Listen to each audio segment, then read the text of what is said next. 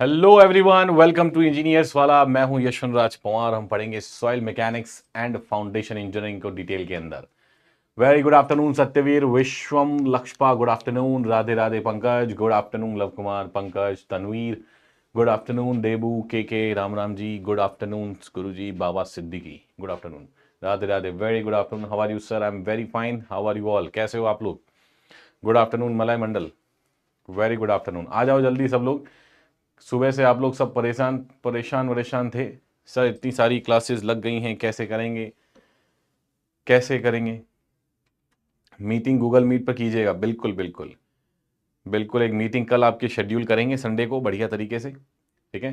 Timing वाइमिंग अभी मैं करवा लेता हूँ, उस समय व्हाट्सएप के ऊपर या फिर जो भी ग्रुप है अपना टेलीग्राम ग्रुप, वहीं पर हम पोल वोल करवा लेते हैं, तो टाइमिंग का भी देख लेंगे। लिंक मैं आप लोगों को सेंड कर दूंगा, ज़्यादा से ज़्यादा लोगों को ज्वाइन करना है। Very good afternoon Nandlal, Pankaj, Pankaj Kumar. काफ़ी लोग परेशान थे सर, आज तो इतनी सारी क्लासेस लग गई हैं। हाइड्रोलिक्स मशीन की 2 क्लासेस, सॉइल की 2 क्लासेस, क्या करेंगे देख लो। सारी क्लासेस एक तरफ, सॉइल की क्लास एक तरफ। क्यों? अच्छे हैं सर, बहुत बढ़िया, महादेव सर जी, जय माता दी जय। Okay, very good afternoon everyone. ठीक है, मेरी वॉइस और वीडियो दोनों क्लियर है? एक बार जल्दी से बता दो मुझे। वॉइस और वीडियो दोनों क्लियर है? मुझे जल्दी से बता दो एक बार। वॉइस और वीडियो दोनों क्लियर है? जल्दी से बताओ। Good afternoon Nirmala, good afternoon Sunil, Abhishek, good afternoon, नमस्कार नमस्कार जितेंद्र। जल्दी से बता दो एक बार, मेरी वॉइस और वीडियो दोनों क्लियर हैं? तो फिर क्लास को हम शुरू करते हैं बढ़िया तरीके से, बढ़िया तरीके से class. Radhe Radhe sir, how are you? सब बढ़िया है, एकदम बढ़िया है, एकदम बढ़िया है। कितना क्लास करें सर? जितना मिलता है सब करो यार, जितना मिलती है सारी क्लासेस करो, सारी क्लासेस करो, जितनी क्लासेस मिलती हैं उतनी क्लासेस करो। आपको क्लासेस मिल रही हैं, बहुत बच्चों को क्लासेस मिल भी नहीं रही हैं, ठीक है। वहाँ पर क्लासेस सिर्फ कैंसिल ही कैंसिल होती हैं। All clear, all clear, all clear. चलो ठीक है, शुरू करते हैं फिर आज की क्लास।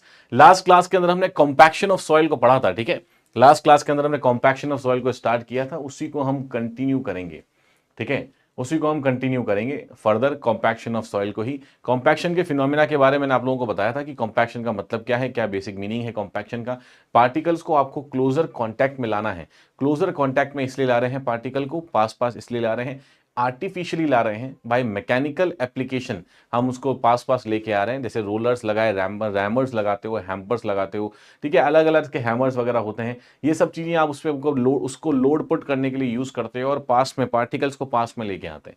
कुछ बेसिक डेफिनेशंस वगैरह भी हमने देखी थी, ठीक है। कुछ बेसिक डेफिनेशंस हम लोगों ने देखी थी वहां पर। तो वहां पर डेफिनेशन जैसे कंसोलिडेशन क्या होता है, आपके पास कॉम्पैक्शन क्या होता है, क्या बेसिक डिफरेंस है दोनों के अंदर, ये सारी बातें हम लोगों ने वहां पर करी थी, ठीक है। उसको उसी को फर्दर कैरी फॉरवर्ड करेंगे कि क्या क्या आपके पास अलग अलग फैक्टर्स हैं जिसके ऊपर कॉम्पैक्शन डिपेंड करता है। वहां से आज की क्लास को हम स्टार्ट करने वाले हैं।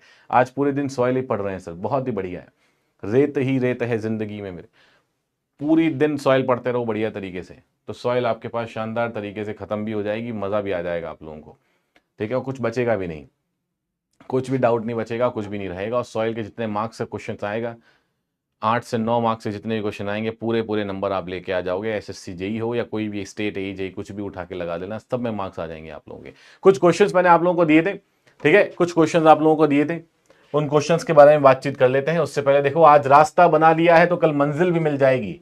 हौसलों से भरी ये कोशिश एक दिन जरूर रंग लाएगी। आज आप लोगों ने इतनी मेहनत कर रहे हो, इतनी सारी क्लासेस ले रहे हो, ये मेहनत जो है एक दिन रंग लाने वाली है बहुत बढ़िया तरीके से, जिसका अंदाज़ा, जिस समय का अंदाज़ा आप लोगों को भी नहीं है, आपके आसपास आपके पेरेंट्स को भी नहीं है, वो सक्सेस आपके लिए वेट कर रही है। तो उसी उम्मीद के साथ, उसी जोश के साथ हमेशा क्लास में आया करो, हमेशा पढ़ाई किया करो, ठीक है, हमेशा पढ़ाई किया करो। चलो ठीक है, आ जाओ फिर कुछ रिवीजन के बारे में बातचीत करेंगे, थोड़ा बहुत रिवीजन, फिर क्लासिफिकेशन और फिर लास्ट में classification soil and compaction of soil. तो बेसिकली यहां पर हम कॉम्पैक्शन ऑफ सॉइल को डील करने वाले हैं इस वाली क्लास के अंदर। आ जाओ जल्दी से, पहले बता दो क्या क्या पढ़ा था थोड़ा बहुत लास्ट क्लास के अंदर, उसको हम थोड़ा सा रिवाइज करते हैं और उसके बाद शुरू करते हैं फिर आज की क्लास। फिर शुरू करते हैं आज की क्लास। तो रिवीजन के पॉइंट ऑफ व्यू से देखो, साथ साथ में रिवाइज आपको इसीलिए करवाता हूं ताकि अलग से आपको बहुत ज्यादा समय बर्बाद नहीं करना पड़े, ठीक है। क्या सर टाइम से पहले सॉइल खत्म हो जाएगा सर? देखते हैं टाइम से पहले सॉइल खत्म होगा या नहीं होगा। इसका तो मुझे भी अभी अंदाजा लग नहीं पा रहा है इस वाले पर्टिकुलर बैच के अंदर कि कितना समय है हमारे पास। मुझे लगता है टाइम थोड़ा कम है, तो हो सकता है कि टाइम बाद में और फर्दर क्लासेस को लगाना पड़े, ये भी पॉसिबल हो सकता है, लेकिन मुझे अभी अंदाजा नहीं है। लेकिन उसकी टेंशन हम नहीं लेंगे, ठीक है। उस चीज़ों की टेंशन मत लो कि कहाँ तक क्या होगा, 10 दिन बाद क्या होगा, 20 दिन बाद क्या होगा, उसका हमें कोई मतलब नहीं है। आज 5.5 घंटे अगर सॉइल पढ़ रहे हो तो आज क्या मैं 5.5 घंटे को यूटिलाइज कर पा रहा हूँ, बस इतना सा मेरे दिमाग में रहता है। इतना ही आपके दिमाग में भी रहना चाहिए।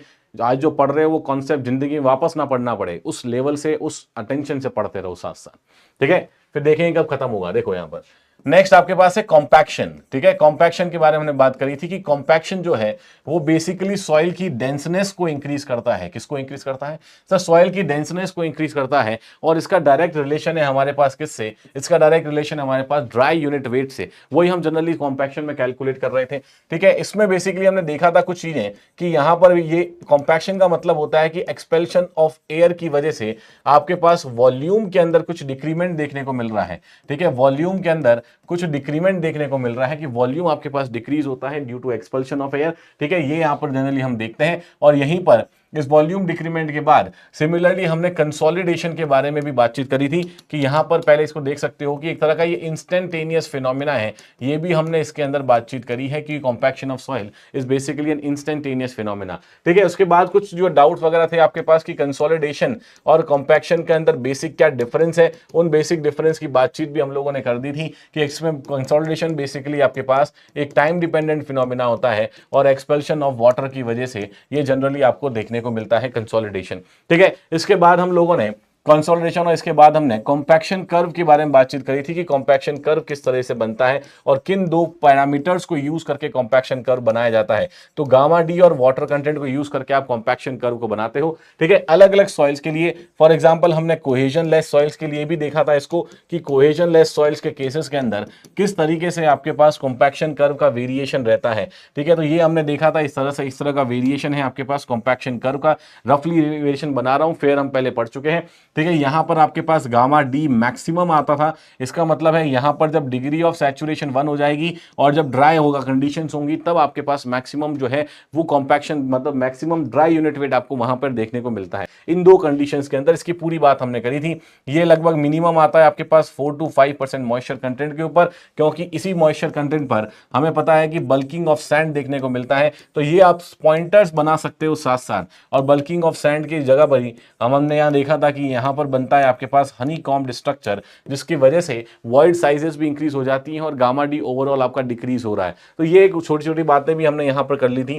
फिर कॉम्पैक्शन कर्व के बारे में भी हमने समझा था कि सर ये कॉम्पैक्शन कर्व होता है बेसिकली गामा डी और वाटर कंटेंट का ये बेसिक कॉम्पैक्शन कर्व है। जहां पर ये गामा डी आपको मैक्सिमम देखने को मिल रहा है उस वाटर कंटेंट को हम बोलते हैं OMC, that is optimum moisture content, ठीक है। ये आपके पास होता है ऑप्टिमम मॉइस्चर कंटेंट। यहीं से हमने फिर जीरो एयर वॉइड लाइन के बारे में बातचीत करी थी कि sir zero air void line जो होती है वहां पर आप जब गामा डी निकालते हो, पहले मैक्सिमम नहीं कह रहा हूं, पहले मान लो गामा डी निकालते हो, तो that is 1 - Na ji gamma W upon 1 + WG, इसको हम यूज करते हैं। ये आपके पास इक्वेशन होती है आपके पास इक्वेशन होती है एयर वॉइड लाइन की। सिमिलरली आपके पास ये वाली इक्वेशन रहेगी, that is ji gamma W upon 1 + ई जो है वो आ जाएगा आपके पास WG/S, ठीक है। ये आपके पास रहती है सैचुरेशन लाइन की इक्वेशन। तो ये सब चीजें हमने वहां पर डिटेल के अंदर पढ़ी थी। इसी में अगर आप Na को 0 कर दोगे, that will be the equation of your zero air word line, और डिग्री ऑफ सैचुरेशन 1 कर दोगे तो 100% सैचुरेशन लाइन की इक्वेशन आपके पास रहेगी। तो ये एक ओवरऑल व्यू है जो आप पॉइंटर्स में लिख के याद कर सकते हो और अपने शॉर्ट नोट्स के अंदर ज्यादातर चीजों को इंक्लूड कर सकते हो कि सर ये वाले जो पॉइंट्स हैं इससे हमें पूरा चैप्टर जो है वो ओवरऑल याद आ जाएगा, ठीक है। तो आई थिंक यहां तक का रिवीजन का पोर्शन मुझे लगता है क्लियर हो गया होगा और चीजें आपको याद आ रही होंगी। कल मैंने कुछ क्वेश्चंस दिए थे और मैं उम्मीद करता हूं कि सब लोग ये क्वेश्चंस को सॉल्व करते हैं बढ़िया तरीके से। इसीलिए हर क्लास के बाद आपको क्वेश्चन दिए जाते हैं, लगभग 4 से 5 क्वेश्चन मैं दे रहा हूं हर क्लास के बाद, कुछ न्यूमेरिकल और कुछ थ्योरेटिकल, ठीक है। तो आई थिंक सब लोगों ने सॉल्व किए होंगे। तो जल्दी से मुझे बताओ क्या आंसर आया आपका फर्स्ट क्वेश्चन का। ये कुछ क्वेश्चन मैंने आप लोगों को दिए थे, जल्दी से बता दो सब लोग। नंदलाल का आंसर आ रहा है डी, मॉन्ट मोरिलोनाइट। सब लोग बताओ बाकी भी। रंजना का आंसर आ रहा है डी। सिंपल सा क्वेश्चन है ये तो सर, थ्योरेटिकल क्वेश्चन है, सिंपल क्वेश्चन है, डी। गणेश का भी आंसर डी, कौशल, अक्की, आदित्य, पंकज, सुनील, सबका आंसर आ रहा है डी, ठीक है। The clay mineral primarily governing the swelling behaviour of black cotton soil, बिल्कुल ये तो सर हम पहली क्लास से पढ़ रहे हैं लगभग कि ब्लैक कॉटन सॉइल्स और मॉन्ट मोइलोनाइट, ठीक है, ब्लैक कॉटन सॉइल और आपके पास बेंटोनाइट जो आपके पास सॉइल्स होती हैं उसके अंदर मिनरल होता है मॉन्ट मोइलोनाइट, जिसकी वजह से ये स्वेलिंग बिहेवियर या श्रिंकेज बिहेवियर आपको देखने को मिलता है। क्यों देखने को मिलता है ये भी हमने कल की क्लास के अंदर पढ़ लिया था कि आपके पास because of the water bond या वीक वॉन्डरवॉल फोर्सेस, उसकी वजह से स्वेलिंग और श्रिंकेज आपको ज्यादा देखने को मिलती है मॉन्ट मोइलोनाइट के अंदर। तो सर ठीक है, ये वाली बात करेक्ट है, तो इसका करेक्ट आंसर आपके पास आ जाएगा D. Answer D will be your right answer for this question. चलो ठीक है, बढ़िया है सब। आ जाओ नेक्स्ट क्वेश्चन के ऊपर। देखो इस तरह का सीक्वेंस का क्वेश्चन जरूर आप लोगों से पूछ लिया जाता है। ये सीक्वेंसिंग का जो क्वेश्चन है ये हमेशा इस तरह से पूछा जाता है, तो हो सकता है कि ये भी आपके पास प्रीवियस ईयर का क्वेश्चन ही हो कि consider the following clay mineral. ये 3 क्ले मिनरल हमने पढ़े थे, केओलिनाइट, मॉन्ट मोरिलोनाइट और इलाइट। तो पूछा क्या गया है, the correct sequence of increasing plasticity index, increasing IP. तीनों के आईपी के बारे में भी मैंने आप लोगों को बताया था, तीनों के आईपी के वैल्यूज की भी मैंने आपको नोट में लिखवाई थी ये चीजें कि केओलिनाइट की आईपी की वैल्यू क्या होती है, मॉन्ट मोरिलोनाइट की क्या होती है और इलाइट की क्या होती है, ठीक है। सबका आंसर आ रहा है 132 देखो यहां पर केओलिनाइट का जो अगर मैं आईपी की बात करता हूं तो केओलिनाइट की आईपी आपके पास होती है लगभग 15 के आसपास। यही अगर मॉन्ट मोइलोनाइट की बात करें तो मॉन्ट मोइलोनाइट की आईपी लगभग 300 और इलाइट की आईपी लगभग आपके पास 30 के आसपास। ये 3 डेटा मैंने आप लोगों को लिखवाया था कि 15, 30 और 300 इज द आईपी। और आईपी क्यों ज्यादा हो रही है, क्यों कम हो रही है, आई थिंक अब ये सारी बातें आप लोग बहुत बढ़िया तरीके समझ पा रहे होंगे, क्योंकि आपके पास एक बढ़िया सा कॉन्सेप्ट है, वो है डबल डिफ्यूज लेयर का कॉन्सेप्ट। वहां से आप सब चीजें बिल्कुल क्रिस्टल क्लियर हो जाएंगी आपके लिए कि जो जो प्रॉपर्टीज मैं बोलता हूं वो सारी प्रॉपर्टीज उसी कॉन्सेप्ट से रिलेट करके आप बता सकते हो कि ये ज्यादा होगा या कम होगा, ठीक है। तो ये सारी बातें आप बिल्कुल कर सकते हो इन चीजों को। तो करेक्ट आंसर देखो यहां पर करेक्ट सीक्वेंस इंक्रीजिंग का पूछा है, मतलब कम से ज्यादा की तरफ आपको बढ़ना है। तो सबसे कम बेसिकली केओलिनाइट का ही है, तो 15 सबसे कम केओलिनाइट का ही है 15। इसका मतलब हो गया केओलिनाइट आ जाएगा आपके पास 1 पर। फिर सेकंड आपके पास कौन किसका होगा, इलाइट का होगा, तो 1, 3 और 2। ये सीक्वेंस रहना चाहिए इंक्रीजिंग ऑर्डर में, ये सीक्वेंस रहना चाहिए इंक्रीजिंग ऑर्डर के अंदर। तो करेक्ट आंसर आपके पास हो जाएगा C will be the right answer for this question. C will be the right answer for this question. मेरा नेट प्रॉब्लम है, 6 मिनट पीछे चल रहे हैं। ओके, तो आपका नेट प्रॉब्लम निर्मला आपको ही सॉल्व करना पड़ेगा, उसको रिफ्रेश करो, ठीक है। आपका नेट प्रॉब्लम को आप ही सॉल्व कर पाएंगे। आ जाओ नेक्स्ट क्वेश्चन के ऊपर। एक और क्वेश्चन मैंने आप लोगों को दिया था, इस तरह के क्वेश्चंस भी एग्जाम के अंदर पूछे जाते हैं। The clay mineral whose structural units are held together by potassium bond. Potassium bond से कौन से मिनरल की स्ट्रक्चर को हेल्ड किया जाता है। अगर आपको स्ट्रक्चरल कंपोजिशन याद है तो इस क्वेश्चन को बहुत बढ़िया तरीके से सिंपल वे में फटाफट टिक कर सकते हो। तो जल्दी से बताओ क्या आंसर आएगा, एलाइट, केओलिनाइट, इलाइट या मॉन्ट मोइलोनाइट। कौन सा मिनरल होता है आपके पास जहां पर, कौन सा मिनरल है जहां पर आपके पास स्ट्रक्चर जो है that is held together by potassium bond, by potassium bond. तो यहां पर हमने देखा था, सी आंसर बता रहे हो सब लोग, elite elite elite elite elite, ठीक है सही बात है। क्योंकि इलाइट के अंदर सिलिका और एल्यूमिना, सिलिका का रिप्लेसमेंट बाय एल्यूमिना वो एक कंसिडरेबल अमाउंट के अंदर होता है। इस वजह से हम बोलते हैं कि सर इलाइट के अंदर आपके पास उसी नेगेटिव चार्ज को डेवलप जो हो रहा है, उसी नेगेटिव चार्ज को न्यूट्रलाइज करने के लिए पोटेशियम बॉन्ड्स वहां पर होते हैं ताकि ओवरऑल मिनरल आपका इलेक्ट्रिकली न्यूट्रल रहे। अब ये सारी बातें मुझे लगता है आपके लिए बाएं हाथ का खेल हो गया है। बिल्कुल बहुत बढ़िया तरीके से आप हर क्वेश्चन का आंसर कर सकते हो जो भी मिनरल से रिलेटेड या उनकी बॉन्डिंग से रिलेटेड पूछा गया होगा। तो करेक्ट आंसर आपके पास है C, that is illite. Illite mineral होता है, इलाइट बिल्कुल मॉन्ट मोइलोनाइट जैसा ही है और ये एक तरह का 2:1 मिनरल है, ठीक है। केओलिनाइट एक तरह का आपके पास 1:1 मिनरल है। और हेलोइसाइड के बारे में भी अगर पूछा जाए तो वो भी आप लोगों को आइडिया है कि what is the meaning of halloysite, और इनके फॉर्मूले के बारे में भी हम लोग बातचीत कर चुके हैं, तो काफी डिटेल में बातचीत कर चुके हैं। नेक्स्ट देखो क्वेश्चन, ये क्वेश्चन पीवाईक्यू है, प्रीवियस ईयर में पूछा गया एक बार क्वेश्चन है। आई थिंक दिल्ली के किसी एग्जाम के अंदर ये क्वेश्चन पूछा गया है, और कौन सा एक डीएमआरसी हो सकता है, डीडीई हो सकता है, एग्जैक्टली मुझे आइडिया नहीं है कौन से एग्जाम का है, लेकिन दिल्ली के किसी एग्जाम का एक क्वेश्चन है। The shape of clay particle is usual. देखो सिंपल सा पूछने का तरीका बिल्कुल सिंपल है। The shape of clay particle is usually, clay particle का शेप किस तरह का होता है, यूजुअली किस तरह का होता है, ठीक है। ये आपसे जनरली चीजें पूछी जाती हैं कि यूजुअली शेप किस तरह का होता है। सबका आंसर आ रहा है बी। तो क्या सर हमने इसकी बात करी थी? बिल्कुल हमने इसकी बात करी थी। इसकी बात हमने बहुत पहले भी करी थी, इसकी बात हमने बहुत पहले भी करी थी। कब करी थी? इसकी बात हमने काफी पहले भी करी थी जब हम स्टोक्स लॉ के बारे में बातचीत कर रहे थे, जब मैं आपको बता रहा था कि स्टोक्स लॉ के बेसिकली 3 तरह के अजम्पशंस आपके पास स्टोक लॉ के होते हैं, 3 तरह के अजम्पशंस आपके पास स्टोक लॉ के होते हैं। वहां पर मैंने आपको एक स्टेटमेंट लिखवाया भी था नोट्स के अंदर। देखो सॉइल मैकेनिक्स ऐसे नहीं है कि आपको एक चैप्टर के अंदर जितना लिखा है उस चैप्टर का संबंध वहीं तक है, नहीं, सारे चैप्टर आपस में यूज आएंगे एक दूसरे को समझने में, इसीलिए वो लिंक बाय लिंक एक सीक्वेंस में आप लोगों को पढ़ाया जा रहा है ताकि आप उसको पूरा रिलेट कर पाओ। लास्ट चैप्टर में जब आप पहुंचो तब आप सारे पिछले चैप्टर को रिलेट कर पाओ, लिंक कर पाओ। ठीक है, तो ये मेन चीज आपको लिखवाई थी स्टोक्स लॉ के अजम्पशन के अंदर भी कि सारे पार्टिकल सर्कुलर हो, ऐसा कोई जरूरी नहीं है। जनरली जो फाइन पार्टिकल्स होते हैं, जो फाइन पार्टिकल्स होते हैं वो फ्लेकी नेचर के होते हैं, वो फ्लेकी शेप के होते हैं, फ्लेकी के होते हैं। ठीक है, और फ्लेकी और इलोंगेटेड होता क्या है ये आपने बीएमसी के अंदर मुझे लगता है बहुत डिटेल के अंदर पढ़ा होगा कि किस तरह से फ्लेकी और इलोंगेटेड को आप डिसाइड करते हो किसी भी एग्रीगेट को या किसी भी सॉइल के पार्टिकल को। ठीक है, तो यहां पर करेक्ट आंसर आपके पास क्या आ जाएगा, करेक्ट आंसर आपके पास आ जाएगा फ्लेकी। और जनरली क्योंकि इसने क्या बोला, इसने क्ले पार्टिकल बोला है। ठीक है, क्ले पार्टिकल्स बोला है। अच्छा, अब आप बोलोगे सर क्ले पार्टिकल का स्ट्रक्चर तो आपने बताया था कि ये तो प्लेट लाइक स्ट्रक्चर भी होता है। अगर वहां लिखा होता कि ये प्लेट लाइक स्ट्रक्चर यहां पर लिखना है तो आप प्लेट लाइक स्ट्रक्चर को टिक कर सकते थे, लेकिन यहां पर कहीं पर प्लेट लाइक स्ट्रक्चर लिखा ही नहीं है। तो एंगुलर लिखा है, फ्लेकी लिखा है, ट्यूबुलर लिखा है, राउंडेड लिखा है। राउंडेड हम अज्यूम करके चलते हैं, एंगुलर, ट्यूबुलर, ये एंगुलर या सब एंगुलर ये सब कब होते हैं, जब पार्टिकल साइजेस आपके पास, मैंने लिखवाया था अलग अलग तरीके से, जब पार्टिकल साइजेस आपके पास कोर्स ग्रेन वगैरह होते हैं तब भी आपको ये एंगुलैरिटी और ये सब आपको देखने को मिलता है। अच्छा, बीएमसी के अंदर आपने एंगुलैरिटी, नंबर और ये सब चीजें भी पढ़ी होंगी डिटेल के अंदर, तो वहां से भी चीजें तो आई थिंक क्लियर हो गई होंगी साइज या शेप के बारे में। ठीक है, तो यहां पर आपके पास मोस्ट एक्यूरेट ऑप्शन कौन सा आएगा, मोस्ट एक्यूरेट ऑप्शन आपके पास आएगा फ्लेकी। ठीक है, इस तरह से एग्जाम के अंदर हो सकते हैं कि कुछ क्वेश्चंस ऐसे आ रहे हो जहां आपको करेक्ट आंसर नहीं, जहां आपको मोस्ट एक्यूरेट आंसर देना पड़ेगा। क्या होता है डिफरेंस दोनों के अंदर, ध्यान समझना है चीज को। तो यहीं पर थोड़े बहुत बच्चे लैग कर जाते हैं 1-2 मार्क्स से। क्या हो जाता है यहां पर कि अगर आपको वहां पे 3 ऑप्शन दिख रहे हैं, आपको लगता है कि यार किस पर्टिकुलर केस में ये ऑप्शन भी ठीक है, किसी पर्टिकुलर केस में ये ऑप्शन भी ठीक है, लेकिन हर केस में अगर कोई ऑप्शन सही है तो आपको वहां पर मोस्ट एक्यूरेट ऑप्शन को चूज करना होगा। ऐसे जनरली ये वाली जो दुविधा है ये एसएससी के अंदर बहुत ज्यादा नहीं देखने को मिलती। ये जनरली आप जब दिल्ली वाले एग्जाम देते हो, डीडीए का एग्जाम दोगे या फिर डीएमआरसी का दोगे या दिल्ली जल बोर्ड का दोगे, दिल्ली सब ऑर्डिनेट सर्विस कमीशन DSSB का एग्जाम दोगे, तो वहां पर जनरली इस तरह की चीजें पूछी जाती हैं जहां पे मल्टीपल ऑप्शंस आपको लग जाएंगे कि सही हो सकते हैं, लेकिन उसमें से भी मोस्ट एक्यूरेट कौन सा है वो पिक करना होता है। तो इसमें करेक्ट आंसर आपके पास फ्लैकी हो जाएगा। ठीक है सर, एक न्यूमेरिकल भी मैंने आपको दिया था कॉम्पैक्शन से रिलेटेड। आई थिंक सब लोगों ने न्यूमेरिकल को सॉल्व किया होगा। जल्दी से बताओ, जल्दी से बताओ, न्यूमेरिकल सॉल्व किया है नहीं किया है, क्या आंसर आएगा इस न्यूमेरिकल का, कितने लोगों ने इसको सॉल्व किया है जल्दी से बताओ। The rock content in a fill, अभी पढ़ते हैं इसको और क्या आंसर आया है सब लोग।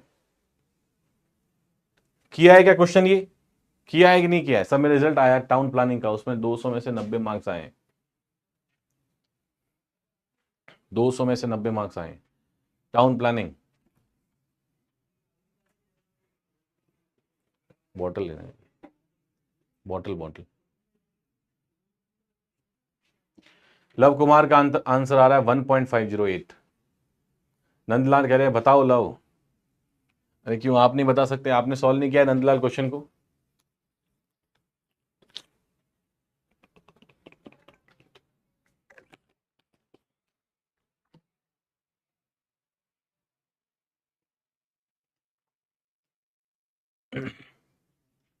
बाकी सब लोगों ने सॉल्व नहीं किया क्वेश्चन, दो स्टूडेंट्स ही क्वेश्चन को सॉल्व करके लेके आए, 2 स्टूडेंट ने ही क्वेश्चन को सॉल्व किया, नंदलाल और लव कुमार ने ही।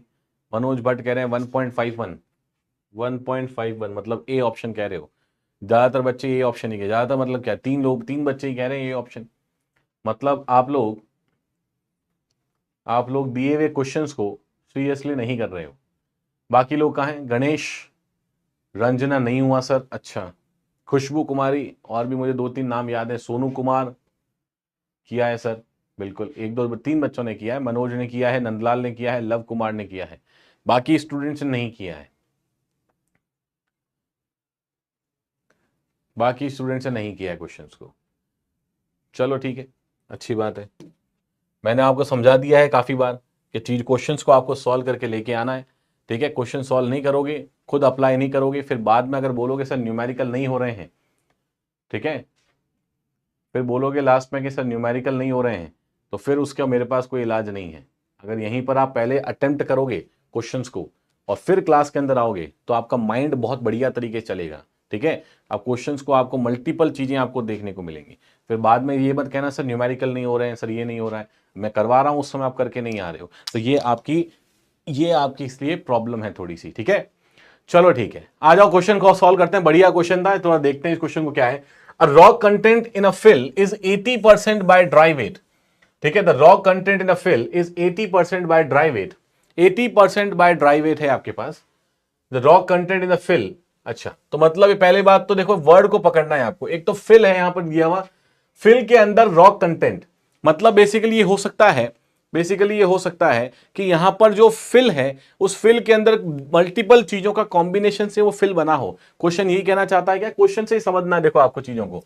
तो rock content in the fill, तो फिल के अंदर का जो रॉक कंटेंट है that is 80% by dry weight, वो टोटल फिल का 80% है, मतलब 20% इसमें कुछ और भी है। देखते हैं क्या है आगे। बोला है द रॉक, इसी रॉक के बारे में बताया है, can be compacted to a minimum void ratio of 0.73। चलो बढ़िया है, मतलब रॉक को आपको मिनिमम वॉइड रेशियो जो रॉक का कॉम्पैक्ट कर सकते हो वो आपके पास 0.73 है।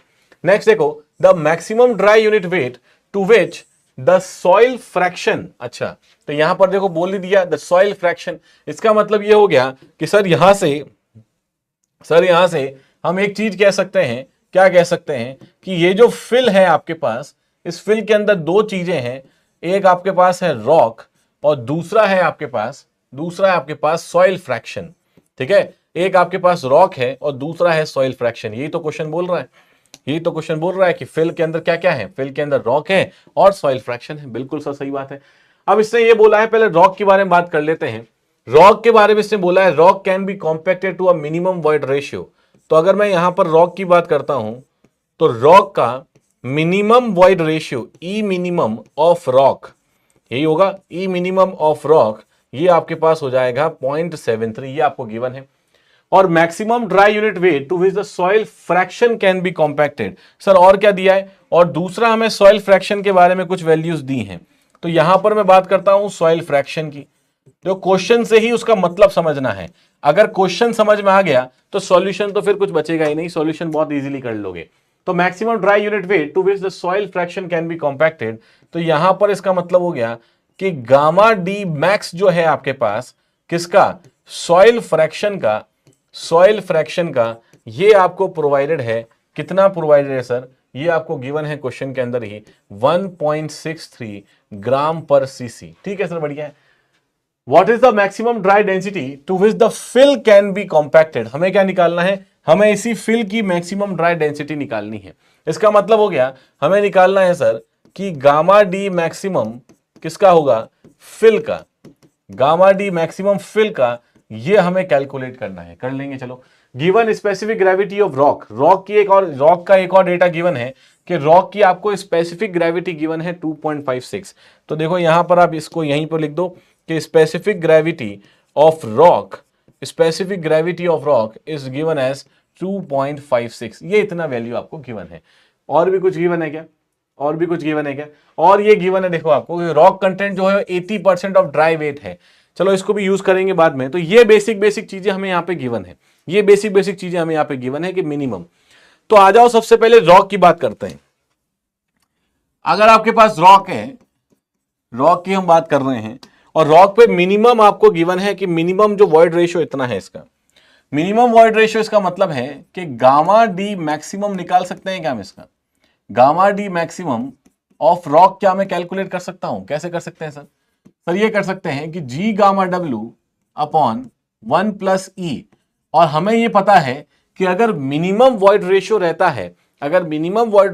है किसी भी पर्टिकुलर सॉइल मास का, रॉक हो, मिनरल हो, फिल हो, फ्रैक्शन हो, कुछ भी हो, अगर उसका मिनिमम वॉइड रेशियो की स्टेज में है, मतलब उसका क्या है, उसका गामा डी मैक्सिमम है, उसकी ड्राई डेंसिटी मैक्सिमम आएगी, मतलब बढ़िया वे में कॉम्पैक्टेड है वो। ये तो सिंपल सी बातें बता रखी हैं आप लोगों को। अब यहां पर रॉक का ही स्पेसिफिक ग्रेविटी गिवन है 2.56, तो इस रॉक की ही स्पेसिफिक ग्रेविटी गिवन है 2.56। अच्छा, ग्राम पर सीसी में बात कर रहा है सब कुछ, यहां पर सारी चीजें ग्राम पर सीसी में बात हो रही है क्या, तो यहीं से यूनिट को हम पकड़ लेंगे और यहां पर जी डब्ल्यू की जगह रो डब्ल्यू, तो 1 ग्राम पर सीसी के फॉर्म में इसको लिख देंगे। चलो ठीक है, तो 1 प्लस ई मिनिमम, कितना है, ई मिनिमम है आपके पास 0.73, ई मिनिमम है आपके पास 0.73, तो ये है 0.73। तो यहां से बता दोगे कि ये कितना आ रहा है, कि gamma D maximum of rock कितना आ रहा है, दैट इज 2.56 डिवाइडेड बाय 1.73, ये सर आ रहा है 1.479।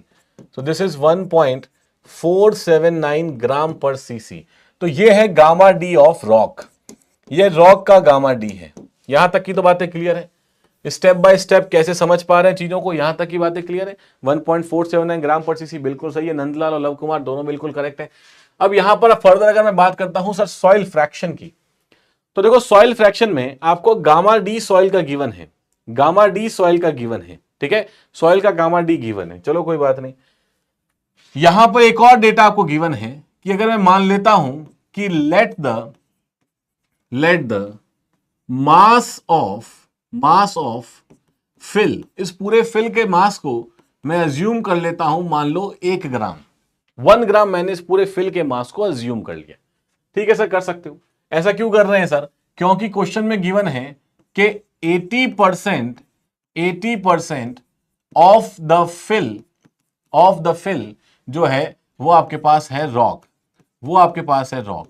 इसका मतलब 80% ऑफ द फिल रॉक है, दैट मीन्स 1 ग्राम में से लगभग 0.80 ग्राम ये तो मास ऑफ द रॉक आ जाएगा। क्या ये आपके पास मास ऑफ द रॉक आ जाएगा।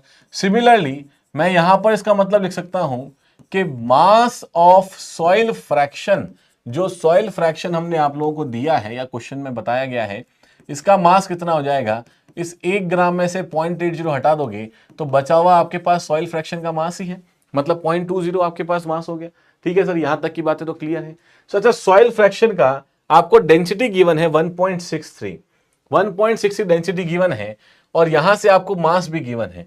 तो क्या मैं ये वॉल्यूम निकाल सकता हूं क्या, यहां से वॉल्यूम निकालने क्या इसका, तो volume of soil fraction, soil fraction का वॉल्यूम कैसे निकालोगे। डेंसिटी क्या होती है सर, डेंसिटी होती है मास बाय वॉल्यूम, तो वॉल्यूम क्या होगा, मास बाय डेंसिटी। तो यहां से वॉल्यूम निकाल लो तो ये हो जाएगा आपके पास mass by density, mass by rho, simple सी चीजें हैं, मास बाय डेंसिटी।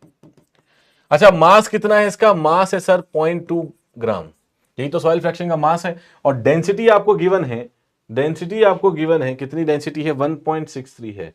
तो यहां पर लिख दो 1.63 ग्राम पर सीसी, 1.63 ग्राम पर सीसी, मतलब वॉल्यूम आ जाएगा कितना आपके पास, वो सीसी के अंदर आएगा, दैट इज 0.2 डिवाइडेड बाय 1.63, मतलब ये वाला आ जाएगा 0.1226। आई थिंक यही सब लोगों का आ रहा होगा, 0.1226 सीसी। ठीक है, 0.1226 सीसी, बिल्कुल करेक्ट है। सुधीर, नंदलाल, लव कुमार, सब सत्यवीर, सबका यही आ रहा है, बहुत बढ़िया। सिमिलरली क्या मैं यहां से वॉल्यूम ऑफ रॉक भी निकाल सकता हूं क्या, वॉल्यूम ऑफ रॉक, जो फिल के अंदर रॉक है, क्या उसका वॉल्यूम भी निकाला जा सकता है, बिल्कुल निकाल सकते हो सर। कैसे निकालेंगे हम इसका, मास हमें पता है और डेंसिटी हम निकाल चुके हैं, तो mass divided by density, mass divided by density यहां से भी निकाल लोगे।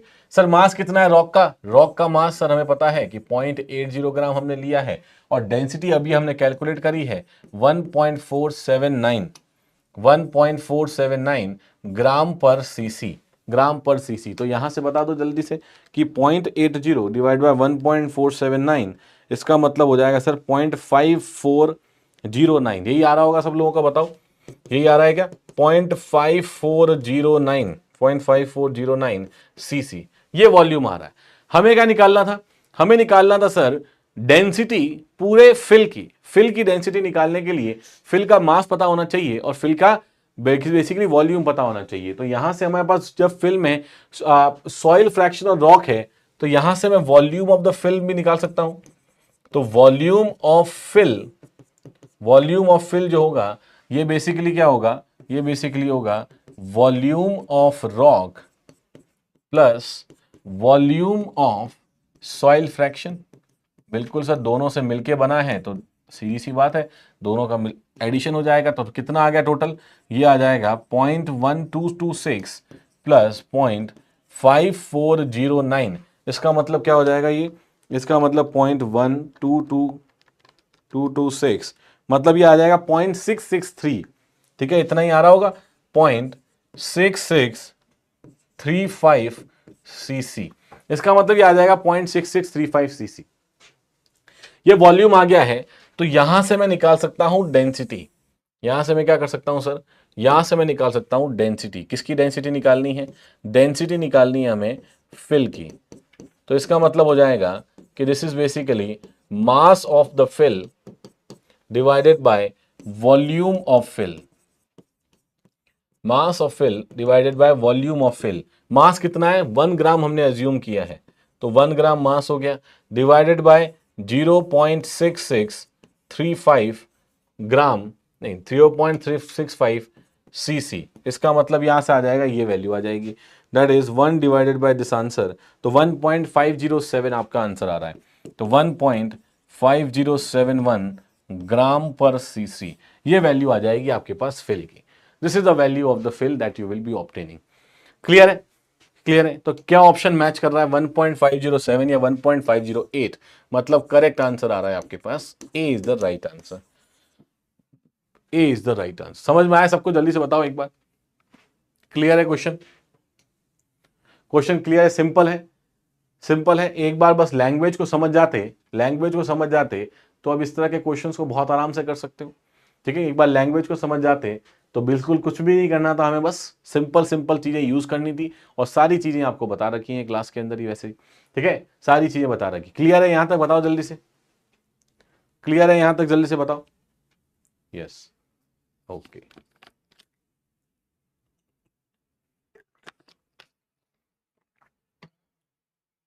चलो ठीक है, अब देखो नेक्स्ट पॉइंट। एक और क्वेश्चन था क्या, हाँ एक और क्वेश्चन था, बता दो जल्दी से इस क्वेश्चन को। Anushka, debut, yes sir, yes sir, Anushka, okay, बढ़िया है। नेक्स्ट क्वेश्चन बताओ जल्दी से, क्या आंसर है। रंजना पाल, विश्वम, सी, 2 टाइम्स सी बता रहे हो। Let E1 and E2 represent, E1 and E2 represent compaction energy deployed for compacting the soil as per standard test। एक तो आपके पास स्टैंडर्ड टेस्ट है और दूसरा है मॉडिफाइड कॉम्पैक्शन टेस्ट।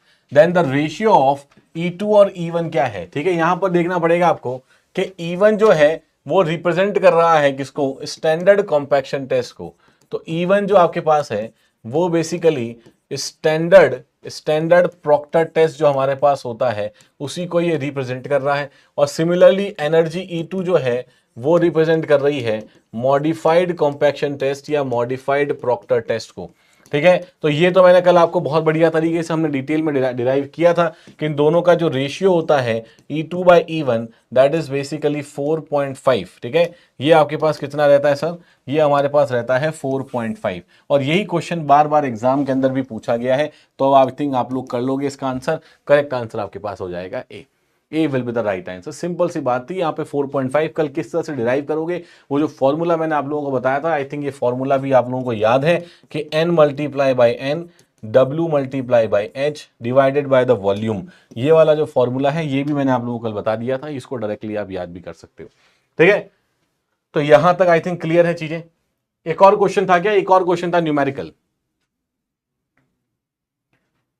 एक और क्वेश्चन न्यूमेरिकल था। पहली बार देख रहे हैं सर ऐसे क्वेश्चन न्यूमेरिकल्स के, तो अच्छी बात है, पहली बार जो देखते हो चीज़ों को तो बहुत बढ़िया तरीके से क्रिस्टल क्लियर हो जाती है। उसके बाद इस सिमिलर चीज़ों को देखोगे तो बहुत इजीली क्वेश्चंस को सारे सॉल्व कर पाओगे। ठीक है, ये वही क्वेश्चन है जिससे आपके कॉन्सेप्ट बनेंगे।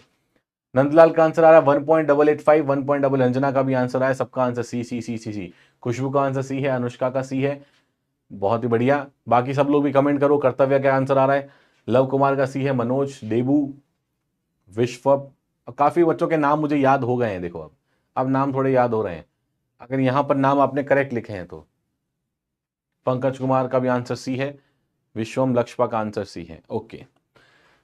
सबका आंसर लगभग सी आ रहा है, पंकज कुमार का भी सी आ रहा है। चलो देखते हैं क्या है। What is the theoretical maximum dry density for a soil sample having a specific gravity of 2.7।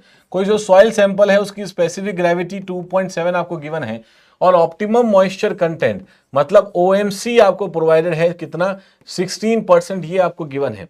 16% आपको OMC भी गिवन है। ठीक है, बोला क्या है, थ्योरेटिकल मैक्सिमम ड्राई डेंसिटी निकाल दो। ठीक है, थ्योरेटिकल मैक्सिमम ड्राई डेंसिटी निकाल दो। चलो ठीक है सर, मतलब आपके पास गामा डी मैक्स आपको कैलकुलेट करना है।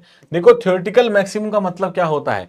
थ्योरेटिकल मैक्सिमम का मतलब होता है जब परसेंटेज एयर वॉइड्स, जैसे मैंने आपको हमेशा से बताया था कि सर प्रैक्टिकली ये पॉसिबल नहीं है कि पूरी की पूरी एयर को हम रिमूव कर पाए किसी पर्टिकुलर सॉइल सैंपल से, लेकिन ठीक है सॉइल सैंपल से किसी तरह से हम पूरा रिमूव कर पाए, ये प्रैक्टिकली पॉसिबल नहीं होता है।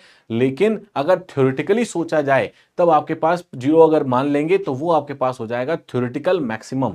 इसका मतलब ये हो गया कि वैसे तो आपके पास गामा डी की जो लाइन होती है वो 1 minus N A G gamma W upon 1 plus W G हो जाएगा, लेकिन अगर आप यहां पे थ्योरेटिकल मैक्सिमम निकालना चाहते हो तब यहां आपके पास Na को आपको करना पड़ेगा 0। इस वजह से यहां से क्या फॉर्मूला बन जाएगा, that is ji gamma W upon 1 plus W जी। बस ये फॉर्मूला बन गया, ठीक है, ये फॉर्मूला बन जाएगा आपके पास। इसका मतलब ये हो जाएगा कि जी की वैल्यू आपको गिवन है दैट इज 2.70 मल्टीप्लाई बाय अब देखो यहां पर ग्राम पर सेंटीमीटर क्यूब है, क्या है यहां पर ग्राम पर सीसी में बात करी गई है, तो गामा डब्ल्यू ग्राम पर सीसी में कितना लिख दोगे 1 लिख दोगे। 1 प्लस वाटर कंटेंट कितना गिवन है, यही तो है वाटर कंटेंट 0.16, तो 0.16 मल्टीप्लाई बाय 2.70। आई थिंक सब लोगों ने इसको कर लिया होगा बढ़िया तरीके से, ठीक है, सब लोगों ने इसको आंसर कर लिया होगा। That is 2.7 divided by 1 plus 0.16 multiply by 2.7, तो आई थिंक 1.885 आपका आंसर आ रहा है, ठीक है, 1.885 ग्राम पर सीसी, ये आपका करेक्ट आंसर आ रहा है यहां पर। That is C is the right answer for this question. तो इस क्वेश्चन का करेक्ट आंसर क्या है सर? इस क्वेश्चन का करेक्ट आंसर आई थिंक जिसने भी आंसर दिया है सबने बिल्कुल करेक्ट आंसर दिया है। Na 0 हो जाएगा, बिल्कुल सही है। तो 1.885 क्वेश्चन जिस तरह से बोल रहा है बस आपको वही एक एक चीजों को पकड़ना है और पकड़ पकड़ के क्वेश्चन को सॉल्व करना है, बस इतना ही आपको देखना है कि क्वेश्चन ने क्या बोला, उसका मतलब क्या है, मतलब समझ गए तो क्वेश्चन 90% सॉल्व हो जाएगा और क्वेश्चन क्लियर हो जाएगा, ठीक है, वहां से क्वेश्चन आपके पास क्लियर हो जाएगा। चलो ठीक है, आई थिंक सारे क्वेश्चन क्लियर हो गए होंगे जितने भी होमवर्क के लिए आप लोगों को क्वेश्चन दिए थे। एक बार जल्दी से बता दो बढ़िया तरीके से कि सब क्लियर हैं, जितने भी क्वेश्चन आप लोगों को दिए थे और जितने भी क्वेश्चंस मैं देता हूं होमवर्क के लिए, सब लोगों को उन क्वेश्चंस को अटेम्प्ट जरूर करना है। होना नहीं होना अलग बात है, क्वेश्चंस को अटेम्प्ट जरूर करोगे, एक नहीं 2 बार अटेम्प्ट करोगे, ताकि फाइनली आपके पास जब क्लास के अंदर आओ तो आपको उस क्वेश्चन का पूरा आइडिया लगा हो और फिर जिस भी अप्रोच से हम क्वेश्चन को सॉल्व कर रहे हैं यहां पर उस अप्रोच को आप समझ पाओ ज्यादा बढ़िया तरीके से, ठीक है, क्लियर है। चलो ठीक है, okay, all clear all clear all clear all clear, बहुत ही बढ़िया। अब देखो अलग अलग फैक्टर्स, अब शुरू करते हैं नेक्स्ट, अब शुरू करते हैं कॉम्पैक्शन ऑफ सॉइल को और यहां पढ़ेंगे बढ़िया तरीके से बहुत सारे फैक्टर्स जो हमारे पास कॉम्पैक्शन को अफेक्ट कर रहे होते हैं, ठीक है, जो कॉम्पैक्शन को अफेक्ट कर रहे होते हैं। तो देखो फैक्टर्स अफेक्टिंग कॉम्पैक्शन कौन कौन से हैं, what are the factors affecting compaction. तो आपके पास कुछ फैक्टर्स हैं जो कॉम्पैक्शन को अफेक्ट करते हैं, जैसे वाटर कंटेंट हो गया, जैसे डिग्री ऑफ कॉम्पैक्शन हो गया, मेथड ऑफ कॉम्पैक्शन हो गया, type of soil, organic content, stress strain behaviour और पोर वाटर प्रेशर। ये कुछ इंपॉर्टेंट फैक्टर्स हैं जिसके आपके पास जो कॉम्पैक्शन को अफेक्ट करते हैं, ठीक है। तो कॉम्पैक्शन जो फिनोमिना है उसके हम पार्टिकल को पास पास लाने की कोशिश कर रहे हैं और पास पास लाएंगे तो कुछ फैक्टर्स होंगे जो आपके पास अफेक्टेड होंगे। इसमें से वाटर कंटेंट एक बहुत इंपॉर्टेंट फैक्टर है, ठीक है। डिग्री ऑफ कॉम्पैक्शन या मैथड ऑफ कॉम्पैक्शन ये भी एक बहुत ही इंपॉर्टेंट फैक्टर है। यहां से काफी सारे क्वेश्चन, काफी सारी चीजें, काफी सारे कॉन्सेप्ट यहां आपके क्लियर होंगे साथ साथ। तो देखो सबसे पहले देखो यहां पर वाटर कंटेंट, इसको हम देखेंगे तो वाटर कंटेंट हो गया डिग्री ऑफ कॉम्पैक्शन, मतलब कितना एफर्ट आप इंक्रीज कर सकते हो। डिग्री ऑफ कॉम्पैक्शन का मतलब क्या होगा, डिग्री ऑफ कॉम्पैक्शन का मतलब होगा कि अगर आपने एक पर्टिकुलर मान लो स्टैंडर्ड प्रॉक्टर टेस्ट यूज किया तो आपने कुछ 593 के समथिंग आपने एनर्जी लगाई kilojoule per metre cube के आसपास अप्रोक्सीमेटली, फिर आप क्या करोगे, फिर आपने एफर्ट को इंक्रीज किया। अगर एफर्ट को इंक्रीज करते हो इसका मतलब क्या हो जाएगा, इसका मतलब अगर आपने एफर्ट को इंक्रीज किया है तो वहां पर आपने फॉर एग्जांपल मॉडिफाइड यूज कर लिया तो वहां पर 2696 किलो जूल के अराउंड आपने एनर्जी लगाई। तो यहां जब आपने डिग्री ऑफ कॉम्पैक्शन बढ़ाया, यहां जब आपने एफर्ट बढ़ाया, कॉम्पैक्टिव एफर्ट बढ़ाया, उसकी वजह से आपका सॉइल का कॉम्पैक्शन की डिग्री वो भी आपके पास ज्यादा हुई। मतलब मैं ये कह सकता हूं ये पर्टिकुलर सॉइल ज्यादा कॉम्पैक्टेड है और कंपेयर टू दूसरी पर्टिकुलर सॉइल के जिसके ऊपर एनर्जी कम लगाई गई है। तो ये बेसिकली मतलब होता है डिग्री ऑफ कॉम्पैक्शन का। अच्छा सर मेथड ऑफ कॉम्पैक्शन क्या है, जैसे मैं आपको बार बार बता रहा था यहां पर कि हम mechanically application by mechanical application हम यहाँ पर सॉइल को पास लाने की कोशिश कर रहे हैं। जैसे आप रोलर्स यूज करते हो तो यहाँ पर पढ़ेंगे हम कौन कौन से रोलर्स हैं। जैसे आपके पास प्लेन रोलर, स्मूथ रोलर्स होते हैं, ठीक है, न्यूमेटिक टायर्ड रोलर्स होते हैं, या फिर शीप फुटेड रोलर होते हैं, ठीक है, और भी कौन कौन से मेथड्स हैं, कौन कौन से आपके पास रैमर्स, टैम्पर्स होते हैं, उसको यहाँ पर हम पढ़ने वाले हैं मेथड ऑफ कॉम्पैक्शन के अंदर। फिर type of soil. Sir type of soil तो हमें पहले से पता है कि टाइप ऑफ सॉइल आप एक तो प्लास्टिसिटी से डिफाइन कर देते हो, एक ग्रेडेशन से कर देते हैं, और एक कंप्रेसिबिलिटी कैरेक्टरिस्टिक्स को देख के हम 3 तरह से क्लासिफिकेशन कर देते हैं, जो क्लासिफिकेशन आपने पहले पढ़ा था ISCS क्लासिफिकेशन के अंदर। और वहां पर भी मैंने फैक्टर्स को आपको लिखवाया था कि सर ये फैक्टर्स होते हैं जिसकी बेसिस पे सॉइल को आप क्लासिफाई कर सकते हो। तो उसी को फर्दर कंटिन्यू करेंगे और देखेंगे कि उनका इफेक्ट कॉम्पैक्शन पे किस तरह से आ रहा है, ठीक है। उसके बाद organic content and colour. Organic content, organic soils क्या होती हैं, क्या एग्जांपल्स हैं इसके, ये सारी बातें मैं पहले से बता चुका हूं।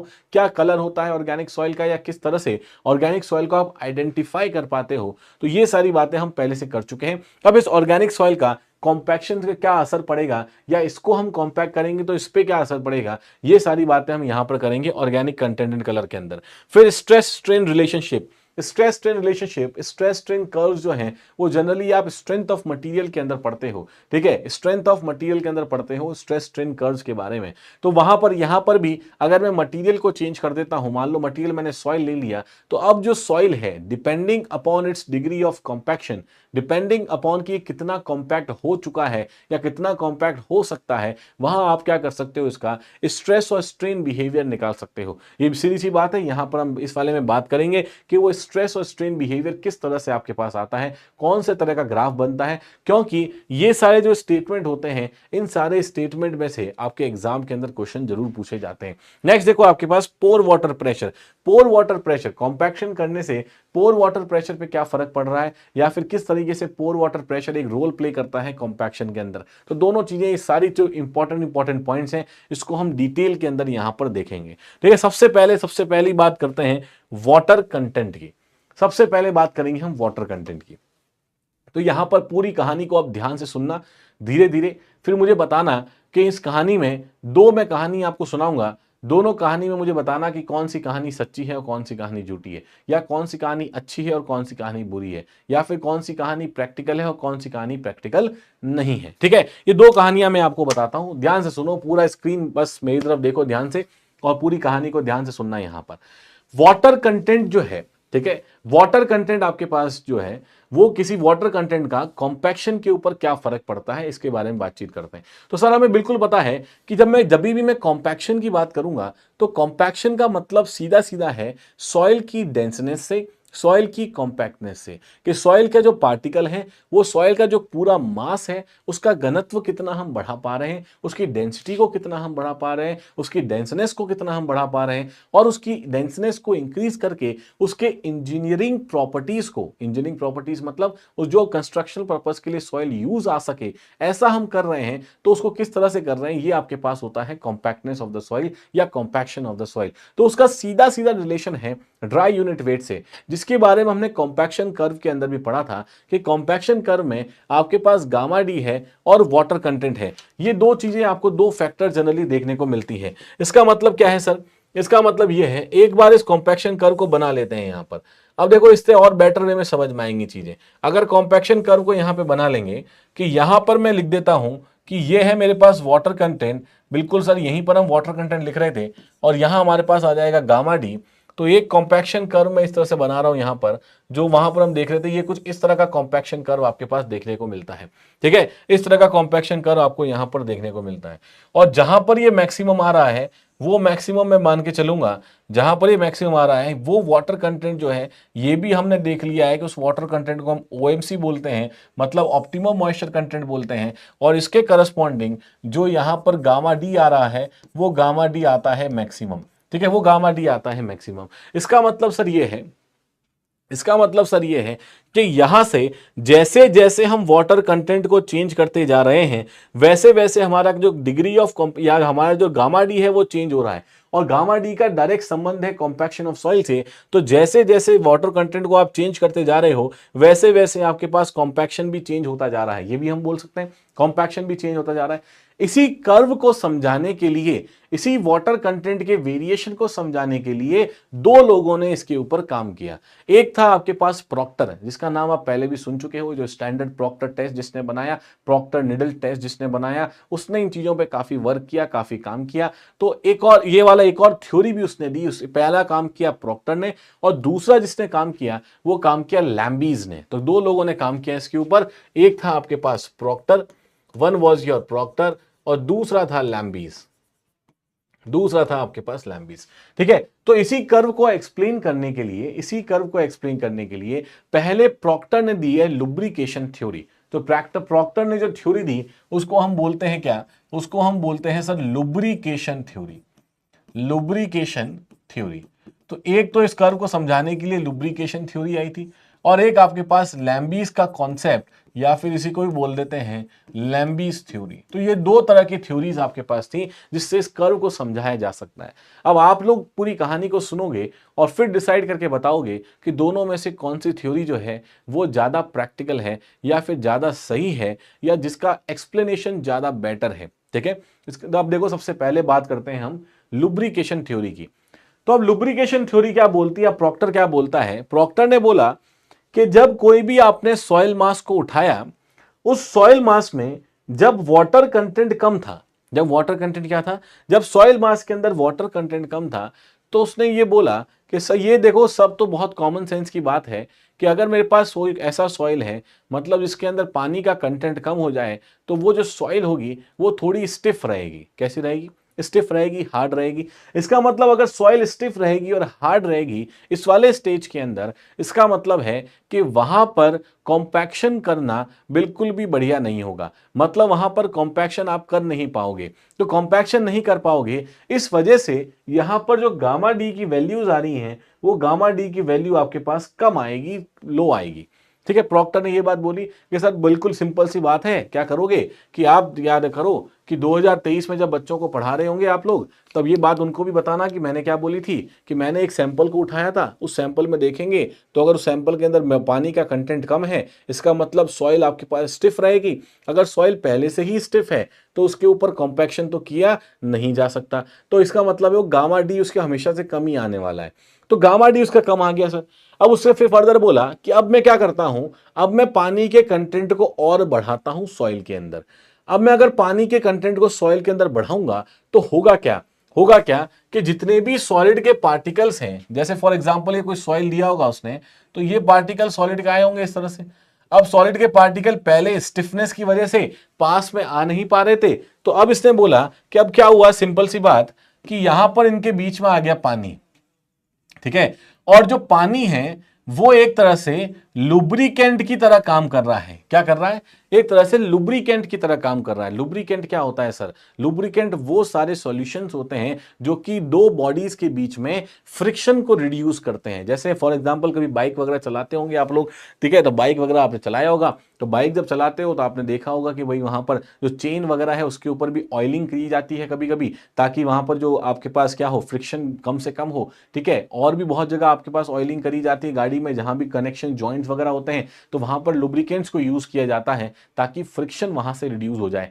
तो इसने भी यही सोचा प्रॉक्टर ने बोला कि पानी को मैं जैसे और बढ़ा दूंगा, अब ये पानी क्या करेगा, ये पानी उन सॉलिड पार्टिकल के ऊपर जाके एक बढ़िया सी लेयर बनाएगा। ठीक है, बढ़िया सी लेयर बनाएगा, और ये पानी एज ए लुब्रिकेंट काम करेगा। लुब्रिकेंट करेगा तो अब जो सॉलिड पार्टिकल जो पहले हिल नहीं पा रहे थे, जो पहले बहुत स्टिफ थे, अब वो क्या करेंगे, अब वो बहुत आसानी से थोड़ा बहुत हिल पाएंगे। अब वो हिल पाएंगे, इसका मतलब है उनका रीअरेंजमेंट होगा, वो खुद को रीअरेंज करेंगे और बढ़िया बढ़िया तरीके से पास में आ जाएंगे। तो अब उसके ऊपर अगर लोड लगाया जाए, अब उसको अगर चेंज किया जाए, तो क्योंकि ये पानी एज ए लुब्रिकेंट काम कर रहा है, तब उनको ज्यादा बेटर वे में पास लेके आ सकता है। अगर जैसे जैसे पार्टिकल पास आएंगे because of this lubrication effect, वैसे वैसे इसने बोला कि वैसे वैसे सर आपके पास क्या होगा, वैसे वैसे आपके पास गामा डी की वैल्यू बढ़ेगी। इसीलिए इस कर्व के अंदर ये वैल्यू इंक्रीज कर रही है, इसीलिए कर्व के अंदर ये जो ग्राफ है वो ऐसे इंक्रीज कर रहा है। अब ये फर्दर ये बोलता है कि जैसे जैसे मैं पानी के कंटेंट को बढ़ाता हूं तो मुझे पता है कि एक टाइम ऐसा आएगा जब ये वाटर कंटेंट बढ़ते बढ़ते बढ़ते बढ़ते ऑप्टिमम मॉइस्चर कंटेंट तक पहुंच जाएगा। अब ऑप्टिमम मॉइस्चर कंटेंट तक जब पानी पहुंचेगा तब प्रॉक्टर कहता है उस समय ये जो लुब्रिकेशन इफेक्ट मैं बता रहा हूं वो लुब्रिकेशन इफेक्ट जो है वो सबसे मैक्सिमम होगा। इस वजह से आपके पास गामा डी भी आपको सबसे मैक्सिमम देखने को मिलेगा, गामा डी भी आप सबको मैक्सिमम देखने को मिलेगा। ठीक है सर, तो सब बच्चों ने उस समय समझ लिया जब प्रॉक्टर ये सारी बातें बोल रहा था। बच्चे कह रहे हैं बहुत बढ़िया है सर, अच्छी बात बता रहे हो आप, तो यहां तक की बात है ठीक है। पानी, इसका मतलब ये है, बच्चा बोला कि सर मैं क्या करूंगा, मैं पानी बाल्टी भर के और डाल दूंगा उसके अंदर, क्योंकि पानी बढ़ाने से गामा डी बढ़ता चला जा रहा है, और डाल दूंगा। तो प्रॉक्टर कहता है कि नहीं, ऐसा नहीं करना है। अगर आप फर्दर अब क्या करोगे, अब फर्दर अगर आप पानी को इंक्रीज करोगे, क्योंकि ये लुब्रिकेशन इफेक्ट जो था वो यहां तक मैक्सिमम था, up to optimum moisture content, तो यहां तक वो मैक्सिमम था। तो इसके बाद क्या होगा, जितना भी पानी आप डालोगे वो पानी सॉइल मास के अंदर जो स्पेस, ध्यान से सुनना क्या बोला उसने, बोला कि जो स्पेस सॉइल के सॉलिड्स एक्वायर कर रहे होंगे, अब जितना भी एडिशनल पानी डाल रहे हो अबाउ द ओएमसी, वो सारा स्पेस जो है सॉलिड का स्पेस अब पानी कवर करने लग जाएगा। इसका मतलब है कि आपके सॉइल मास के अंदर जो डेंसिटी देने वाले थे पार्टिकल्स, वो पार्टिकल ही हट रहे हैं वहां से और पानी एक्सेस में आ रहा है। इस वजह से हो ये रहा है कि आपके पास यहां गामा डी जब मैक्सिमम आया ओएमसी पर, उसके बाद यहां पर धीरे धीरे धीरे धीरे करके आपका जो गामा डी है वो सॉइल का रिड्यूस हो जाएगा। ये एक्सप्लेनेशन इसने दिया कि फाइनली आपके पास कम होने लग जाएगा, डिक्रीज होने लग जाएगा। This is the explanation of Proctor. ये प्रॉक्टर ने एक्सप्लेन किया लुब्रिकेशन थ्योरी से, ये प्रॉक्टर ने एक्सप्लेन किया लुब्रिकेशन थ्योरी से। समझ में आई क्या लुब्रिकेशन थ्योरी? बताओ जल्दी से, समझ में आई लुब्रिकेशन थ्योरी? जल्दी से कमेंट करो सब लोग, बताओ समझ में आई लुब्रिकेशन थ्योरी? क्या बोला इसने लुब्रिकेशन के अंदर, क्या बोला लुब्रिकेशन के अंदर? कि वाटर कंटेंट को जैसे जैसे बढ़ाते हो, वाटर कंटेंट को जैसे जैसे बढ़ाते हो लुब्रिकेशन इफेक्ट बढ़ता है। एक मैक्सिमम वैल्यू आएगी जब आपका लुब्रिकेशन मैक्सिमम होगा तो गामा डी आपको मैक्सिमम देखने को मिलेगी।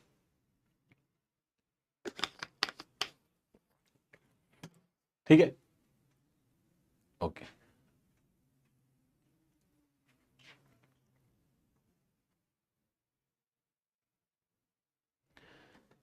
ठीक है, ओके। अब देखो फर्दर, ये तो बात कर ली सर, ये तो बात बोल दी प्रॉक्टर ने, ठीक है। ओएमसी के बाद सर रिपीट करो, ओएमसी के बाद क्या रिपीट करना है पंकज? ओएमसी के बाद यही तो हो रहा है। ओएमसी के बाद बोल रहा है कि अब अगर यहां पर और इस वाले के अंदर मान लो ये सॉइल मास है, ठीक है। अब इस सॉइल मास के अंदर अगर आप फिर और फर्दर पानी डालोगे तो वो क्या करेगा, वो फर्दर पानी जो होगा वो यहां के सॉलिड पार्टिकल्स को रिप्लेस करेगा और इसके अंदर अब सॉलिड पार्टिकल कम बचे रहेंगे आपके पास, बाकी आपका बढ़ जाएगा पूरा पानी। बाकी क्या बढ़ जाएगा सर? बाकी बढ़ जाएगा पूरा पानी। तो ये बाकी पूरा पानी बढ़ जाएगा इस तरीके से, ठीक है। यहां पर आपके पास पानी बढ़ जाएगा, क्लियर है? तो इसके बाद क्या होगा, इसके बाद सॉइल जो है सॉलिड्स में नहीं भरेंगे, बाकी पूरा पूरा पूरा पानी आपके पास हो जाएगा। तो यहां से आपका आफ्टर ओएमसी डेंसिटी में डिक्रीमेंट देखने को मिलेगा, डेंसिटी में डिक्रीमेंट देखने को मिलेगा, ठीक है। तो ये वाली बात तक तो यहां कर ली इसने, ये वाली बात तो यहां कर ली। अब इसके बाद बोल लैम्बीज ने क्या बोला, लैम्बीज ने ये बोला इसके बाद, अब लैम्बीज की थ्योरी को भी समझ लो एक बार, लैम्बीज ने क्या बोलता है और फिर डिसाइड करके मुझे बताओ कि दोनों के अंदर क्या डिफरेंस है, ठीक है। अब लैम्बीज बोलता है, देखो प्रॉक्टर वाली बात मैं नहीं मानता कि प्रॉक्टर वॉक्टर ने जो एक्सप्लेनेशन दिया ठीक दिया होगा, कोई बात नहीं। उसके बाद देखो एट ओएमसी पर डिग्री H1 होगा क्या, राहुल गौतम, इसके बारे में बातचीत करेंगे, अभी इसके बारे में बातचीत करेंगे राहुल, ठीक है। ओएमसी पर क्या होता है, वैसे तो आप 1 लेके चलते हो, लेकिन उसके बारे में और बातचीत अभी आगे करेंगे, ठीक है। ध्यान से पूरा जो चीज है वो समझ लो पहले, और उसके बाद सारे डाउट सारे क्वेश्चन टॉप आपको खत्म हो जाए उसके बाद पूछा करो, ठीक है, उसके बाद पूछा करो। अब यहां पर देखो क्या है कि लैम्बीज ने क्या बोला, लैम्बीज ये बोलता है कि इनिशियली, ये देखो लैम्बिस बोलता है कि ये सब छोड़ो बकवास, मैं समझाता हूं क्या होता है, ठीक है। लैम्बिस बोलता है कि जब इनिशियली वाटर कंटेंट आपके पास कम था, जब इनिशियली क्या था, जब इनिशियली वाटर कंटेंट कम था, तो लैम्बिस बोलता है कि हमारे पास डबल डिफ्यूज लेयर जो थी, मतलब ये क्ले का सरफेस है और इस क्ले सरफेस में जो डबल डिफ्यूज लेयर बनती है, वो डबल डिफ्यूज लेयर की थिकनेस हमारे पास कम रहेगी। डबल डिफ्यूज लेयर की थिकनेस कम रहेगी, क्यों? क्योंकि पानी ही कम है, पानी कम है, इस वजह से आपके पास डबल डिफ्यूज लेयर की थिकनेस भी बेसिकली कम आने वाली है। बिल्कुल सही बात है, सब लोगों ने कहा ये बात तो सही है, डबल डिफ्यूज लेयर से भी सोच सकते थे इसको। तो इसने बोला कि जैसे वाटर कम है यहां पे, तो डबल डिफ्यूज लेयर की थिकनेस कम है।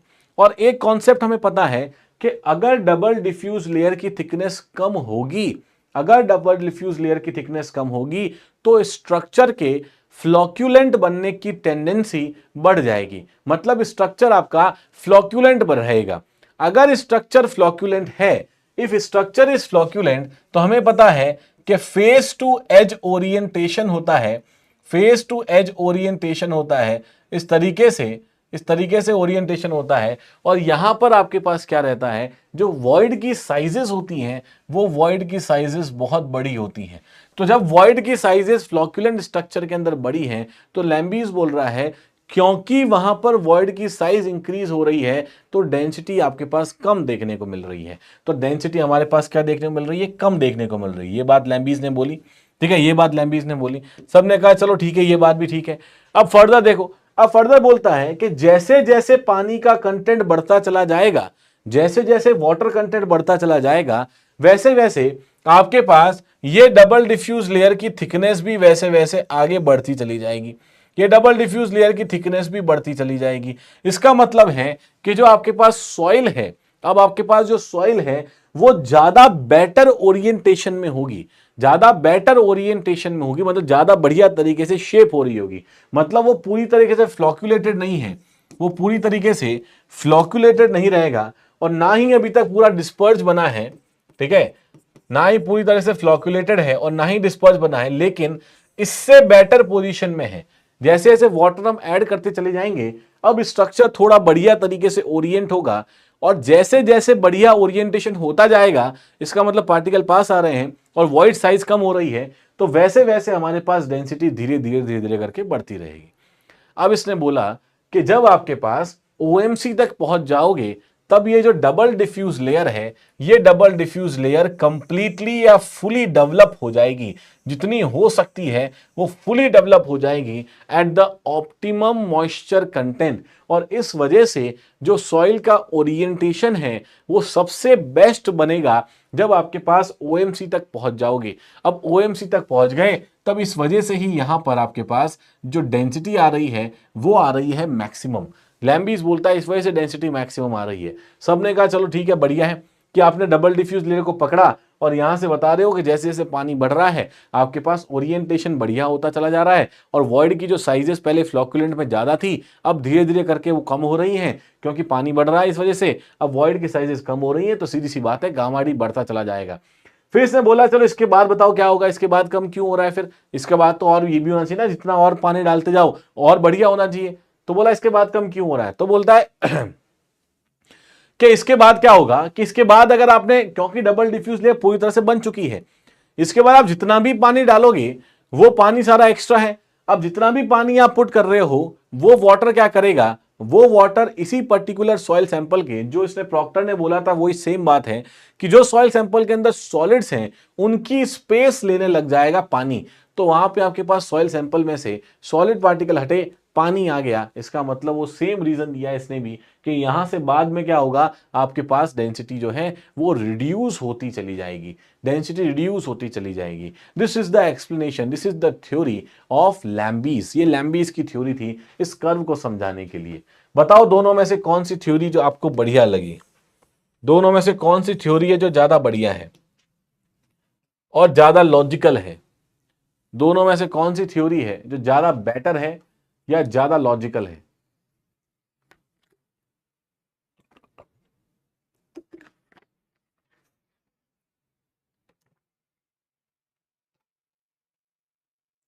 दोनों में से कौन सी थ्योरी ज्यादा लॉजिकल है, ज्यादा बेटर है? गणेश कह रहे हैं लैम्बीज, अक्की कह रहे हैं प्रॉक्टर, खुशबू कह रही है दोनों ही, दोनों को ही खुश रखो, दोनों ही सही है, बढ़िया। लैम्बीज लैम्बीज, प्रॉक्टर प्रॉक्टर,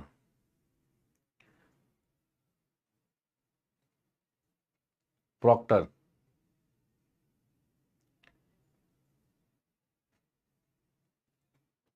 प्रियांश कह रहे हैं प्रॉक्टर वाली बढ़िया होगी, लैम्बीज वाली लॉजिकल होगी। लैम्बीज लैम्बीज, ठीक है ठीक है। तो दोनों में से सबसे बढ़िया जो थ्योरी है, जो साइंटिफिकली बढ़िया है, मतलब हम तो इंजीनियर है, हम कोई, हमें किसी का कोई है वो सब नहीं है कि हमें किसने बढ़िया तरह बताया नहीं बताया, हमें बताना है कि लॉजिक बढ़िया तरह से फिट हुआ या नहीं, ठीक है। ज्यादा लॉजिकल या ऐसा कॉन्सेप्ट जो बहुत जगह अप्लाई हो पा रहा है या नहीं, वो आपके पास होता है कौन सा, लैम्बीज की थ्योरी। तो लैम्बीज की थ्योरी को ज्यादा लॉजिकल माना जाता है और इसी एक्सप्लेनेशन को फर्दर के माना जाता है हमेशा ही कि जो कर्व है वो जैसा लैम्बीज ने समझाया है वैसा ही होता है। प्रॉक्टर वाले जो लुब्रिकेशन है ये कुछ खास नहीं है, लुब्रिकेशन इस तरह से कुछ होता नहीं है, ठीक है। इस तरह से कुछ होता नहीं है कि पानी डालते जाओगे और पानी लुब्रिकेंट की तरह काम करेगा, ठीक है। इस तरह की चीजें हर तरह से हर जगह हर कंडीशन में पॉसिबल नहीं है, लेकिन डबल डिफ्यूज लेयर की जो बातें हैं वो आपके पास हर जगह हर कंडीशन में पॉसिबल है। ये कॉन्सेप्ट आपके पास ज्यादा बेटर है, इसीलिए बोला जाता है कि Lambe's theory is more practical and more logical than Proctor's theory. तो उसी को हम जनरली यूज करते हैं, ठीक है, उसी को हम जनरली यूज करते हैं। तो चलो अब यहां पर साथ साथ दोनों हाथों से लिखना शुरू करो कि water content effect, water content effect on compaction, on compaction is represented by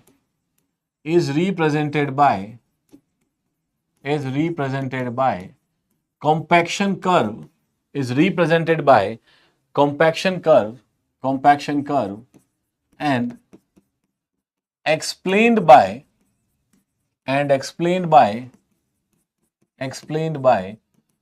following two theories and explained by following two theory। दो थ्योरी से आप इसको एक्सप्लेन कर सकते हो। कौन सी थ्योरी सर? एक आपके पास होती है लुब्रिकेशन थ्योरी, लुब्रिकेशन थ्योरी। तो पहले इस लुब्रिकेशन थ्योरी को समझते हैं बढ़िया तरीके से, इसको लिखते हैं एक एक करके पॉइंट। तो देखो लुब्रिकेशन थ्योरी के अंदर क्या है, लुब्रिकेशन थ्योरी में इन this theory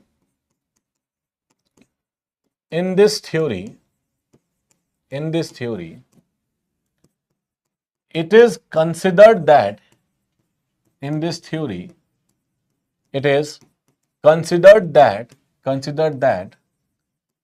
when water content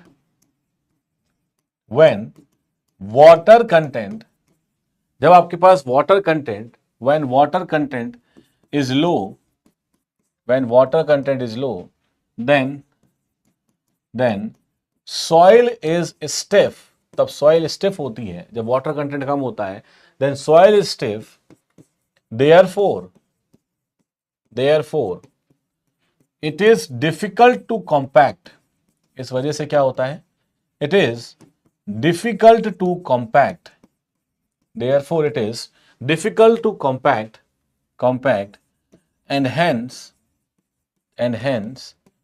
dry density observed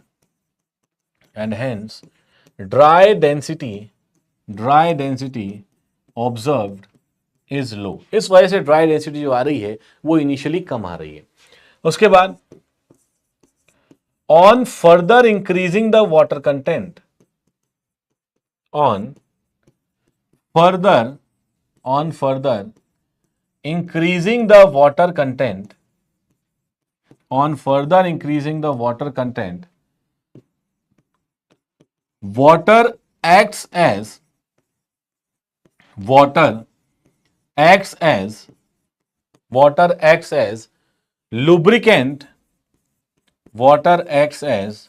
lubricant between the solid particles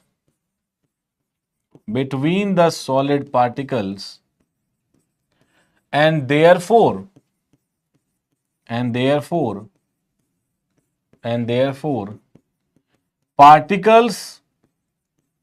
particles are rearranged, मतलब वापस से रीअरेंज हो जाते हैं therefore particles are rearranged in a better way, therefore particles are rearranged in a better way, and and density is increased. इस वजह से density आपके पास बढ़ती जाती है, डेंसिटी इज इंक्रीज्ड. फर्दर देखो, पॉइंट लिखो,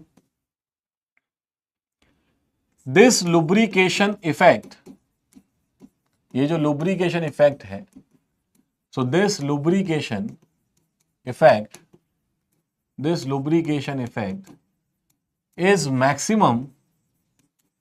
is maximum at OMC, optimum moisture content पे lubrication effect maximum होता है. Therefore at OMC, इसी वजह से at OMC maximum dry density is observed.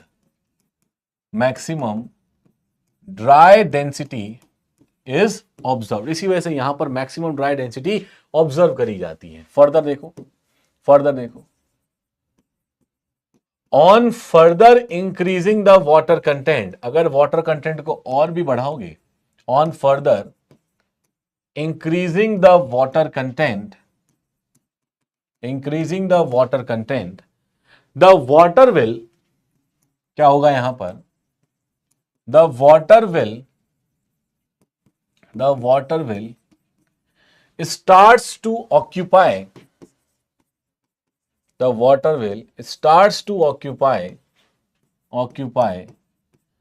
place, ये वो जगह ऑक्यूपाई करने लग जाएगा, the place starts to occupy the place already taken by soil solids,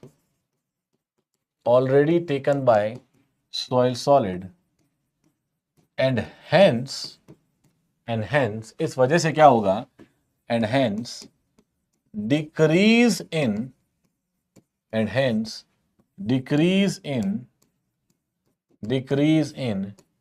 dry density is observed. इसी वजह से वो जो डिक्रीमेंट आपको देखने को मिलता है ड्राई डेंसिटी में, वो इस वजह से देखने को मिलेगा. Decrease in dry density is observed.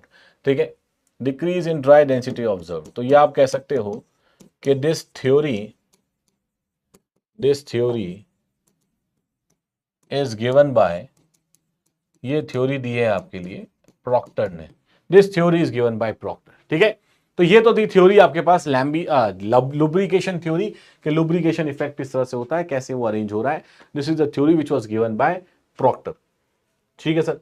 Second theory कौन सी है सर? सेकंड थ्योरी हमारे पास है, second theory is of Lambe's theory. ठीक है, मतलब बी पोर्शन जो है, बी पार्ट आपके पास आएगा लैम्बीज थ्योरी का. बी पार्ट है आपके पास लैम्बीज थ्योरी का. ठीक है सर, इसको बता दो जल्दी से एक बार, क्या है लैम्बीज थ्योरी में. लैम्बीज थ्योरी में क्या बोलता है, लिखो, इसको साथ साथ लिखना है इसमें. What is Lambe's theory? In this theory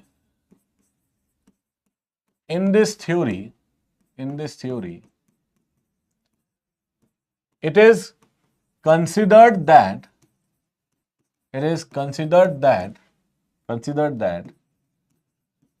when water content is low,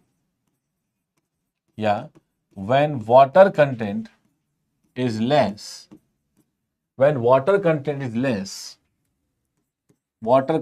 less, then DDL, ठीक है, इसका मतलब double diffuse layer, then double diffused layer thickness will be less. Then double diffuse layer thickness will be less. तो double diffuse layer thickness आपके पास कम होगी. Therefore इस वजह से therefore the tendency of the structure, therefore the tendency of the structure to form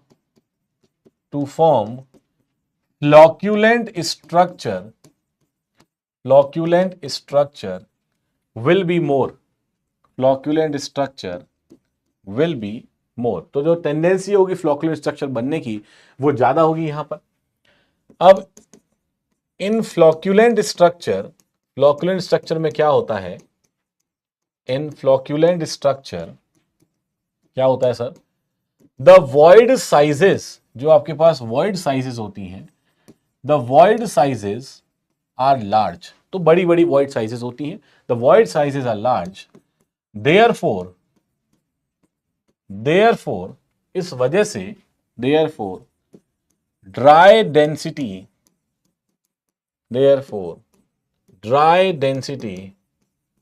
obtained, therefore dry density obtained will be less। इस वजह से जो ड्राई डेंसिटी आपके पास आ रही है वो आपके पास क्या हो रही है, कम हो रही है। तो ये इसने बोला था इस थ्योरी के अंदर। और आगे देखो क्या बोला है further, on further increasing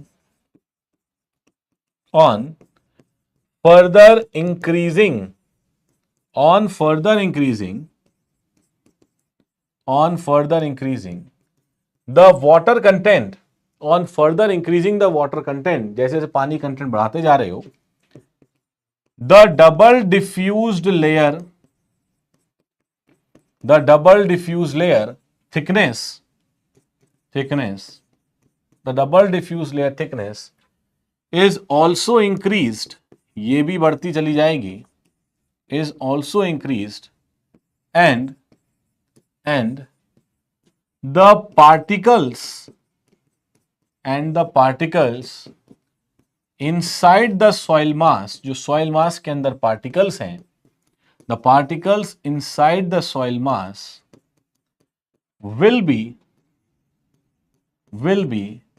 better oriented, वो पहले से ज्यादा बढ़िया तरीके से ओरिएंटेड होंगे, will be better oriented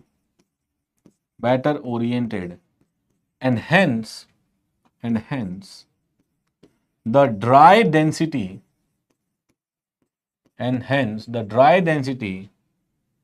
is observed to increase। इसी वजह से ड्राई डेंसिटी आपके पास क्या होगी, बढ़ती चली जाएगी थोड़ी थोड़ी सी, ठीक है, इंक्रीज करने लग जाएगी। फर्दर देखो, फर्दर बोलता है Lambe's stated that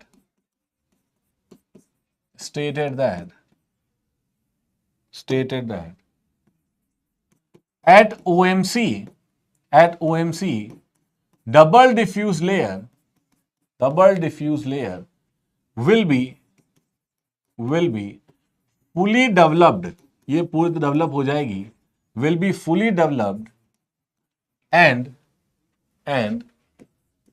particles will be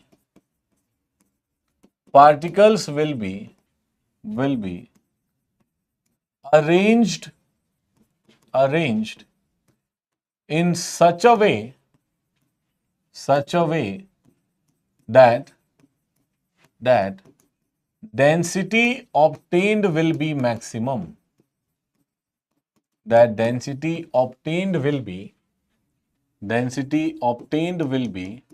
maximum, ठीक है। तो आपके पास डेंसिटी जो ऑब्टेन आएगी वो इस तरह से पार्टिकल अरेंज होंगे कि डेंसिटी जो ऑब्टेन कर रहे हो वो क्या हो रही है, वो आपके पास मैक्सिमम हो रही है। इस वजह से देखो क्या हो रहा है, यहां पे गामा डी मैक्स आ जाएगा। Now on further increasing the water content, on further increasing the water content, water starts to occupy, वही बात जो बात आपकी किसने, जो बात आपके यहां पे लुब्रिकेशन में बोली गई थी। तो water starts to occupy the space that was already taken by soil solids,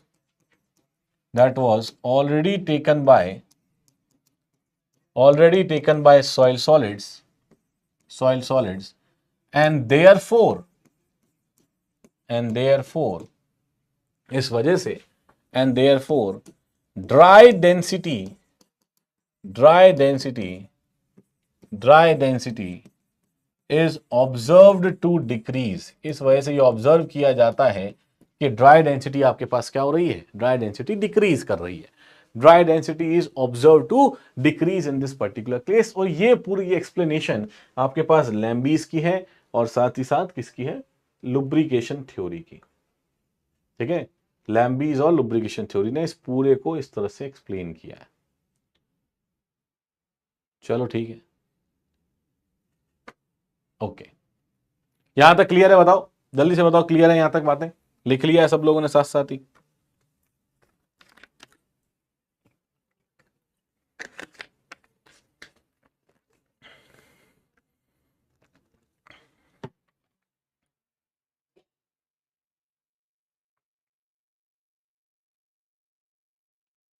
लिख लिया सब लोगों ने बात यहां तक? बताओ क्लियर है? क्लियर है सबकी? Yes sir, okay. अब देखो नेक्स्ट है आपके पास डिग्री ऑफ कॉम्पैक्शन। ठीक है, नेक्स्ट है आपके पास degree of compaction. Next is your degree of compaction. अब ध्यान समझना डिग्री ऑफ कॉम्पैक्शन का क्या मतलब है यहां पर, और डिग्री ऑफ कॉम्पैक्शन से किस तरह से आप इसको रिलेट कर पाओगे अगर मैं कॉम्पैक्टिव एफर्ट की बात कर रहा हूं। ठीक है, okay. Pankaj Kumar, Satakshi Pal, Pawan, R Shinde, okay. अब देखो यहां पर फॉर एग्जाम्पल, अब इसी कर्व को देखते हैं और धीरे धीरे समझते हैं इससे कि सर डिग्री ऑफ कॉम्पैक्शन का क्या फर्क पड़ता है।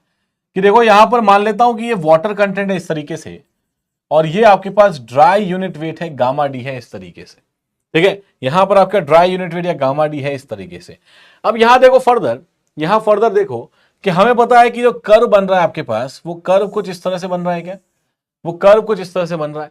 मान लिया ये जो कर्व बना कॉम्पैक्शन का, ये किसी एक एनर्जी पे बना, और इस एनर्जी का मतलब जितनी एनर्जी आपने इंपार्ट करी होगी, जो कॉम्पैक्टिव एफर्ट इंपार्ट किया होगा, वो आपके पास आ गया E1। वो क्या आ गया आपके पास? That is E1।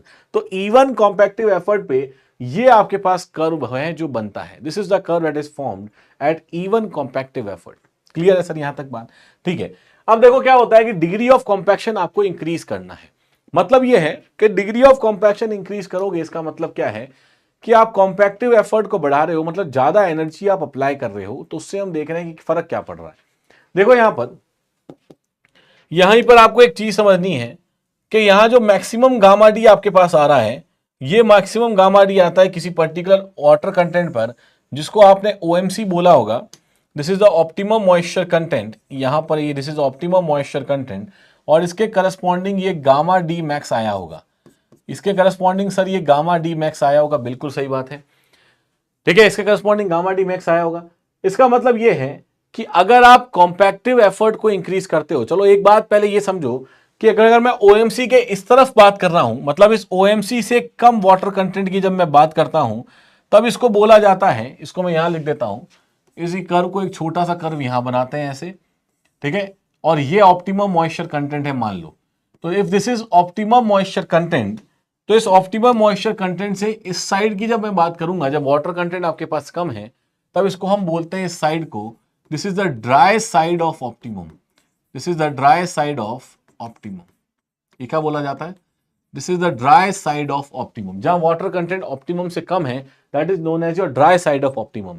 और सिमिलरली इसी वाटर कंटेंट जब आपके पास यहां पर इस OMC से ज्यादा वाटर कंटेंट होगा, ये OMC का वाटर कंटेंट है, इससे ज्यादा होगा, then this is known as your wet side of optimum. This is known as your wet side of optimum. तो ये आपके पास होता है wet side of optimum. This is dry side of optimum, this is wet side of optimum. ठीक है, ये दोनों चीजें आपको यहां पर समझनी है। अब देखो यहां पर अगर मैं बोलता हूं कि दिस इज E1, ये कॉम्पैक्टिव एफर्ट है। अब अगर आपने कॉम्पैक्टिव एफर्ट को बढ़ाया, ठीक है, अब आपने कॉम्पैक्टिव एफर्ट को बढ़ाया, तो इस तरह का ग्राफ आपको देखने को मिलता है। अब एक क्वेश्चन जो बहुत फेवरेट है, SSC ने लगभग 2 बार पूछा है और बहुत स्टेट AJE के अंदर पूछा जाता है, उस क्वेश्चन को देखो कि अगर मैं यहां बोलता हूं कि ये कॉम्पैक्टिव एफर्ट मैं यहां पे इंक्रीज कर रहा हूं E2, मतलब यहां कंडीशन क्या है सर? कंडीशन ये है E2 is greater than E1, यहां आपने इस कॉम्पैक्टिव एफर्ट को इंक्रीज किया। जब जब मैं बोल रहा हूं कॉम्पैक्टिव एफर्ट, इसका मतलब एनर्जी जो मैंने लगाई है वो ज्यादा लगाई है सॉइल को कॉम्पैक्ट करने में। एनर्जी कैसे कैलकुलेट करते हैं ये सब आप लोगों को पता है, हमने कल फॉर्मूले यूज करके अलग अलग मेथड में बहुत बार एनर्जी को कैलकुलेट किया था। तो E2 is greater than E1, ये वाला केस इस वाले केस में आपके पास है। तो ये बार बार ये क्वेश्चन पूछा जाता है, बार बार ये क्वेश्चन पूछा जाता है कि with the increase in compactive effort, compactive effort में इंक्रीज करने पर गामा डी इंक्रीज होता है और ओएमसी पे क्या फर्क पड़ता है। तो यहां पर देख रहे हो कि जैसे जैसे आपके पास गामा डी आपका यहां पे क्या हुआ कि यहां पर देखोगे तो आपने जब कॉम्पैक्टिव एफर्ट को बढ़ाया तब गामा डी जो है वो आपके पास ज्यादा हो रहा है। मतलब यहां पर देखोगे तो गामा डी 2 बोल दूंगा इसको मैं, तो यहां गामा डी ज्यादा है, इसको गामा डी 1 बोल देते हैं। तो गामा डी आपके पास इंक्रीज हो रहा है लेकिन ओएमसी जो है वो डिक्रीज हो रहा है। तो ऑप्टिमम मॉइस्चर कंटेंट इसको 1 बोल देता हूं, और ये वाला जो आपके पास है this is your optimum moisture content 2। ठीक है, ऑप्टिमम मॉइस्चर कंटेंट 2 मतलब ये है with increase in the compactive effort, compactive effort बढ़ाने पर आपके पास गामा डी जो है वो तो ऑब्वियसली ज्यादा आ रहा है, लेकिन ओएमसी क्या आ रहा है, ओएमसी आपके पास कम आ रहा है। तो यहां से मैं इस चीज को लिख सकता हूं कि गामा डी 2 का जो है वैल्यू ये ज्यादा आएगी गामा डी 1 से, लेकिन ओएमसी 2 जो आएगी वो लेस हो जाएगा ओएमसी 1 से। मतलब कम वाटर कंटेंट पे आपके पास क्या हो रहा है, ज्यादा गामा डी देखने को मिल रहा है। कम वाटर कंटेंट पे आपको ज्यादा गामा डी देखने को मिल रहा है। तो ये बेसिकली चीजें होती हैं यहां पर जब कॉम्पैक्टिव एफर्ट को आप बढ़ा रहे होते हो। चलो ठीक है, अब इसके अंदर कुछ और भी बातें हैं, और बातें किस तरह से कर सकते हैं देखो यहां पर।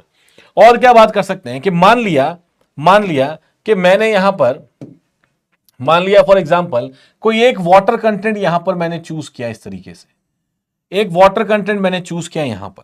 ठीक है, एक वाटर कंटेंट मैंने यहां पर चूज किया कि ये वाला वाटर कंटेंट है। तो अब जब आपने कॉम्पैक्टिव एफर्ट को बढ़ाया है तब यहां देखो इस वाले पॉइंट पर, यहां वाले कर्व के ऊपर वाटर, यहां पे आप गामा डी ये कुछ था, यहां पर गामा डी ये कुछ है। इसका मतलब हो गया आपके पास कि यहां से यहां तक जो इंक्रीज आपको देखने को मिला वो इंक्रीज आपको मान लिया मैंने कि ये इंक्रीज हो गया है सर डेल्टा 1। ये डेल्टा 1 किसके अंदर इंक्रीज है, ये डेल्टा 1 इंक्रीज है आपके पास ड्राई डेंसिटी के अंदर। तो अब ये स्टेटमेंट अगर मैं बोलता हूं, ध्यान से सुनना, स्टेटमेंट बताना सही है गलत है। ये अगर मैं स्टेटमेंट बोलता हूं कि on the dry side of optimum, on the dry side of optimum the increase in the dry unit wait observed is significant when compactive effort is increased। मतलब जब compactive effort को बढ़ाया जाएगा तो ड्राई साइड ऑफ ऑप्टिमम पर आपको जो unit weight आपके पास आ रहा है, ड्राई यूनिट वेट, उसके अंदर इंक्रीज जो है वो अच्छा खासा देखने को मिलेगा। ये बिल्कुल सही बात है क्या, ये बिल्कुल सही बात है क्या। तो यहां पर देखो, यहां पर आपके पास जो इंक्रीज देखने को मिल रहा है गामा डी के अंदर वो आपको बढ़िया सा देखने को मिल रहा है, अच्छा खासा देखने को मिल रहा है। यही अगर मैं बात करता हूं किसके ऊपर, यही मैं बात करता हूं अगर वेट साइड ऑफ ऑप्टिमम की, तो वेट साइड ऑफ ऑप्टिमम की बात करूंगा इन दोनों कर्व्स के अंदर। तो मान लिया मैंने ये लाइन बनाई इस तरह से, ये कोई वाटर कंटेंट आपने लिया है on the wet side of optimum. ठीक है, on the wet side of optimum ये वाटर कंटेंट आपने लिया है। तो यहां पर क्या कह सकते हो आप सर, यहां पर कह सकते हो इस वाटर कंटेंट पर जितना गामा डी आपका इंक्रीज हुआ है वो गामा डी तो ऑब्वियसली क्या है, कम है क्या, वो गामा डी आपके पास क्या है, कम है। मतलब on the wet side of optimum इतना कुछ खास इंक्रीमेंट आपको देखने को नहीं मिलता, किसमें, ड्राई डेंसिटी के अंदर। अगर आप एफर्ट को बढ़ा भी देते हो तो इसका मतलब सर एक और तरीके से इसको स्टेटमेंट बोल सकता हूं, क्या बोल सकते हैं एक और तरीके से कि अगर same amount of compactive effort आप इंक्रीज करते हो on the dry side of optimum and also on the wet side of optimum, तब उस केस के अंदर ड्राई साइड ऑफ ऑप्टिमम में आपको एक बढ़िया सा इंक्रीज देखने को मिलता है, लेकिन वेट साइड ऑफ ऑप्टिमम में आपको इंक्रीज देखने को नहीं मिलता है। ठीक है, तो ये वाला कॉन्सेप्ट तो यहां समझ में आ रहा होगा। अब फर्दर देखो कि फॉर एग्जाम्पल अब मैं कॉम्पैक्टिव एफर्ट को और इंक्रीज कर रहा हूं, क्या कर रहा हूं, कॉम्पैक्टिव एफर्ट को और इंक्रीज कर रहा हूं।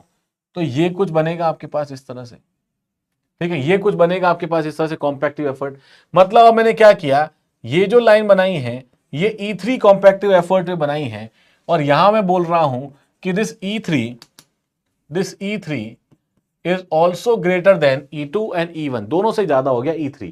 ऑब्वियस सी बात है कि सर यहां पर जो आपका गामा डी मैक्सिमम आया है, ये गामा डी मैक्सिमम भी क्या है, ये गामा डी मैक्सिमम भी ज्यादा है, तो यहां पर आप ऑब्टेन कर पा रहे हो कि ये जो गामा D3 मैक्सिमम आया है ये इन दोनों से ऊपर है, और OMC जो आया इसका OMC इससे कम हो जाएगा। यहां तक की बातें ठीक है, लेकिन मैं ये कह रहा हूं कि ऑन फर्दर इंक्रीजिंग, एक बार आपने क्या किया, एक बार आपने E1 से E2 तक इंक्रीज कर दिया, अब अगर E1 से E2 इंक्रीज करने के बाद आप फर्दर और इंक्रीज करते हो कॉम्पैक्टिव एनर्जी को या कॉम्पैक्टिव एफर्ट को, तब आपके पास इसी water content, same water content की बात कर लेता हूं, तब आपके पास ये जो वेरिएशन आएगा even on the dry side of optimum, मतलब ड्राई साइड ऑफ ऑप्टिमम पर भी जो वेरिएशन आपके पास आ रहा है वो वेरिएशन इतना बढ़िया नहीं होगा। मतलब ये एक स्टेटमेंट आया था किसी एएन के एग्जाम के अंदर,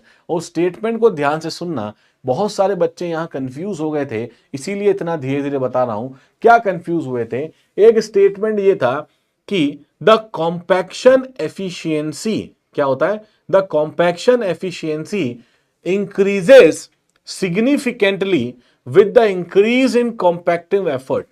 ये स्टेटमेंट था, क्या स्टेटमेंट था, compaction efficiency increases significantly with the increase in compactive effort. तो क्या ये स्टेटमेंट करेक्ट है या स्टेटमेंट गलत है? क्या ये स्टेटमेंट करेक्ट है या ये स्टेटमेंट गलत है? जल्दी से बताओ कि कॉम्पैक्शन एफिशिएंसी इंक्रीजेस सिग्निफिकेंटली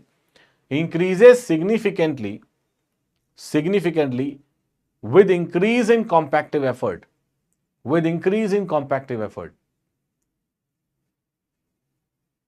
बताओ जल्दी से, with increase in compactive effort, क्या ये स्टेटमेंट करेक्ट है?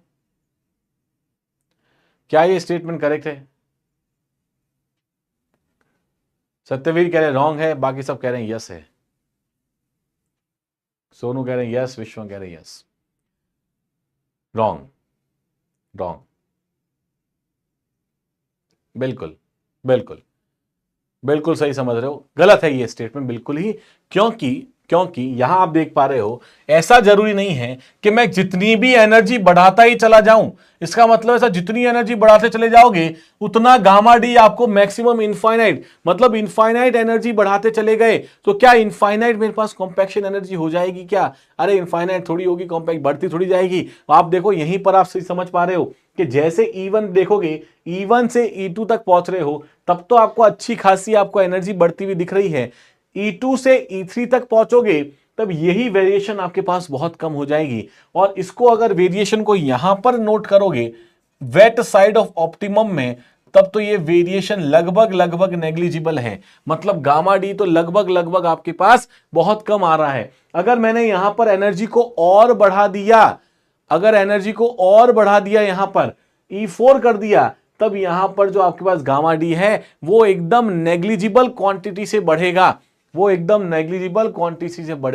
इसका मतलब क्या हो गया कि हम कॉम्पैक्शन एफिशिएंसी जो है वो आपके पास कॉम्पैक्टिव एफर्ट को बढ़ाने से सिग्निफिकेंटली नहीं बढ़ रही है, थोड़ी बढ़ती है, नेग्लिजिबल बढ़ती है। इससे ये भी स्टेटमेंट क्लियर आउट हो जाता है कि सर अगर आप देखोगे, अगर इसका मतलब ये नहीं है कि अगर मैंने एनर्जी लगा दी बहुत बढ़िया वाली तो सॉइल बहुत शानदार कॉम्पैक्ट होगी, ऐसा कुछ नहीं है। अगर 1 डिग्री ऑफ कॉम्पैक्शन तक सॉइल पहुंच जाती है, उसके बाद आप एनर्जी कुछ भी करो, कितनी भी बढ़ाओ, और उसका डिग्री ऑफ कॉम्पैक्शन को और बढ़िया नहीं बना सकते और बेटर नहीं बना सकते हो। ठीक है, तो ये होता है आपके पास बेसिकली कॉन्सेप्ट, जो यहां पर आपको चीजों को पता रखना है, समझना है। यहां तक की बातें क्लियर है क्या? इसका मतलब मैं यहां पर ये बोल सकता हूं कि डेल्टा 1 जो है वो आपके पास डेल्टा 3 से बड़ा है, बिल्कुल सही है, और डेल्टा 1 जो है वो आपके पास डेल्टा 2 से ज्यादा होगा, डेल्टा 3 जो है वो आपके पास डेल्टा 4 से ज्यादा होगा, और डेल्टा 2 जो है ये भी आपके पास डेल्टा 4 से ज्यादा होगा। तो ये सारी बातें हम यहां से देख के लिख सकते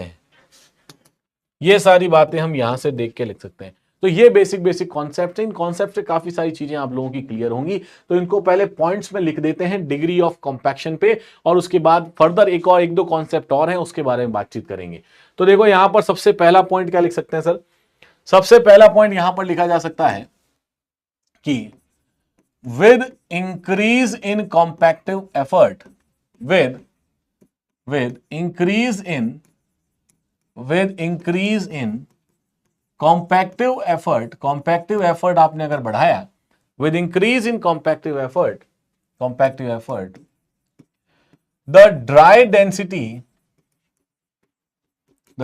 density कौन सी? मैक्सिमम वाली ड्राई डेंसिटी मैक्सिमम जो होती है, will be more, the dry density will be more and optimum moisture content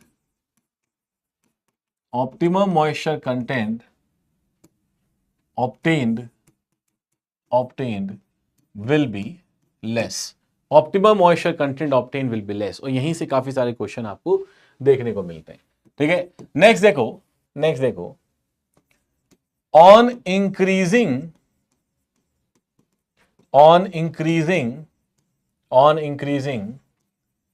the compactive effort, ये वाला पॉइंट भी लिख सकते हैं सर हम तो, कि on increasing the compactive effort, जैसे जैसे आप कॉम्पैक्टिव एफर्ट को बढ़ाते हो, on increasing the compactive effort on the dry side of optimum, on the dry side of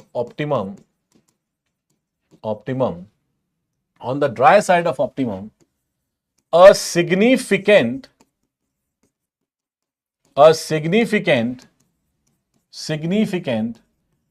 increase in dry density, या फिर a significant increase in dry density, a significant increase in dry density is observed, but on wet side of optimum, wet side of optimum, the increase in dry density,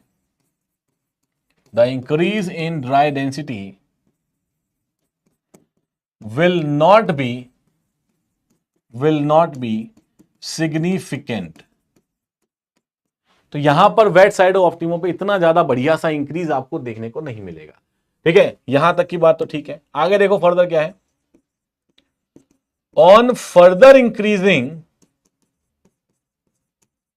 और आगे क्या किया हमने, on further increasing the compactive effort, को आगे और बढ़ाने पर, on further increasing compacting effort, the increase in dry density,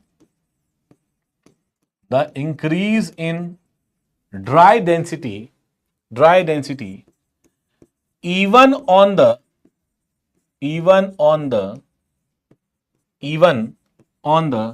dry side of optimum, even on the dry side of optimum, में भी, even on the dry side of optimum is not significant,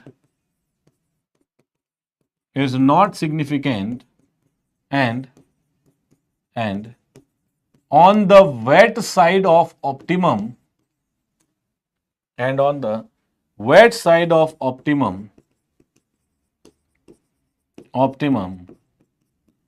it is negligible. Wet side of optimum में तो क्या हो जाएगी, लगभग negligible हो जाएगी। इसका मतलब है सर कि यहां पर एक पॉइंट हम लिख सकते हैं नोट में, क्या लिख सकते हैं पॉइंट नोट में, कि देयरफॉर, इसलिए therefore we can say that, इसलिए हम ये बोल सकते हैं, we can say that compaction efficiency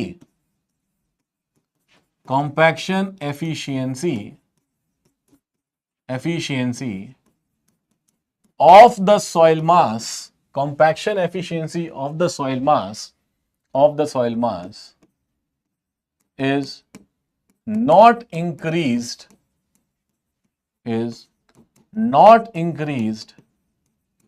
significantly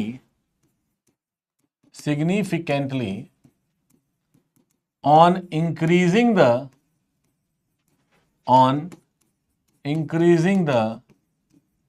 compactive efforts, तो यहां आपके पास सिग्निफिकेंटली बहुत ज्यादा इंक्रीज देखने को नहीं मिलेगा अगर आप क्या कर रहे हो, अगर आप कॉम्पैक्टिव एफर्ट को बढ़ाते चले जा रहे हो तो ये आपको बहुत ज्यादा इंक्रीमेंट देखने को यहां पर नहीं मिलेगा। क्लियर है यहां तक?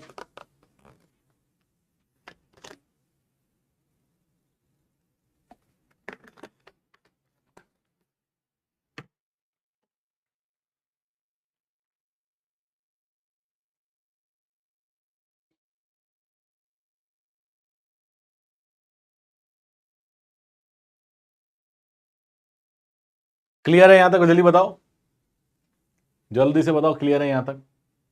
क्लियर है, ठीक है। अब देखो फर्दर देखो यहां पर, अब आगे देखो कि फॉर एग्जांपल अगर मैं बात कहता हूं यहां पर, ठीक है, कि मैंने ये वापस से इसको बनाते हैं एक बार ग्राफ को, इसी ग्राफ को थोड़ा और बनाते हैं इसी के अंदर। ये देखो, अगर इसी ग्राफ को मैं और बनाता हूं ऐसे, ये इस तरीके से, तो अब तो सर याद हो गया है कि यहां वाटर कंटेंट आता है, यहां गामा डी आता है, ये आता है, और यहीं पे आप देखोगे तो ये मान लिया एक कर्व बना आपके पास, दिस इज वन कर्व, ये एफर्ट बढ़ाया तो ये दूसरा कर्व आ गया, इसी तरीके से एक और किया तो ये तीसरा कर्व आ गया, ये सारे कर्व आ गए इस तरह से हमारे पास।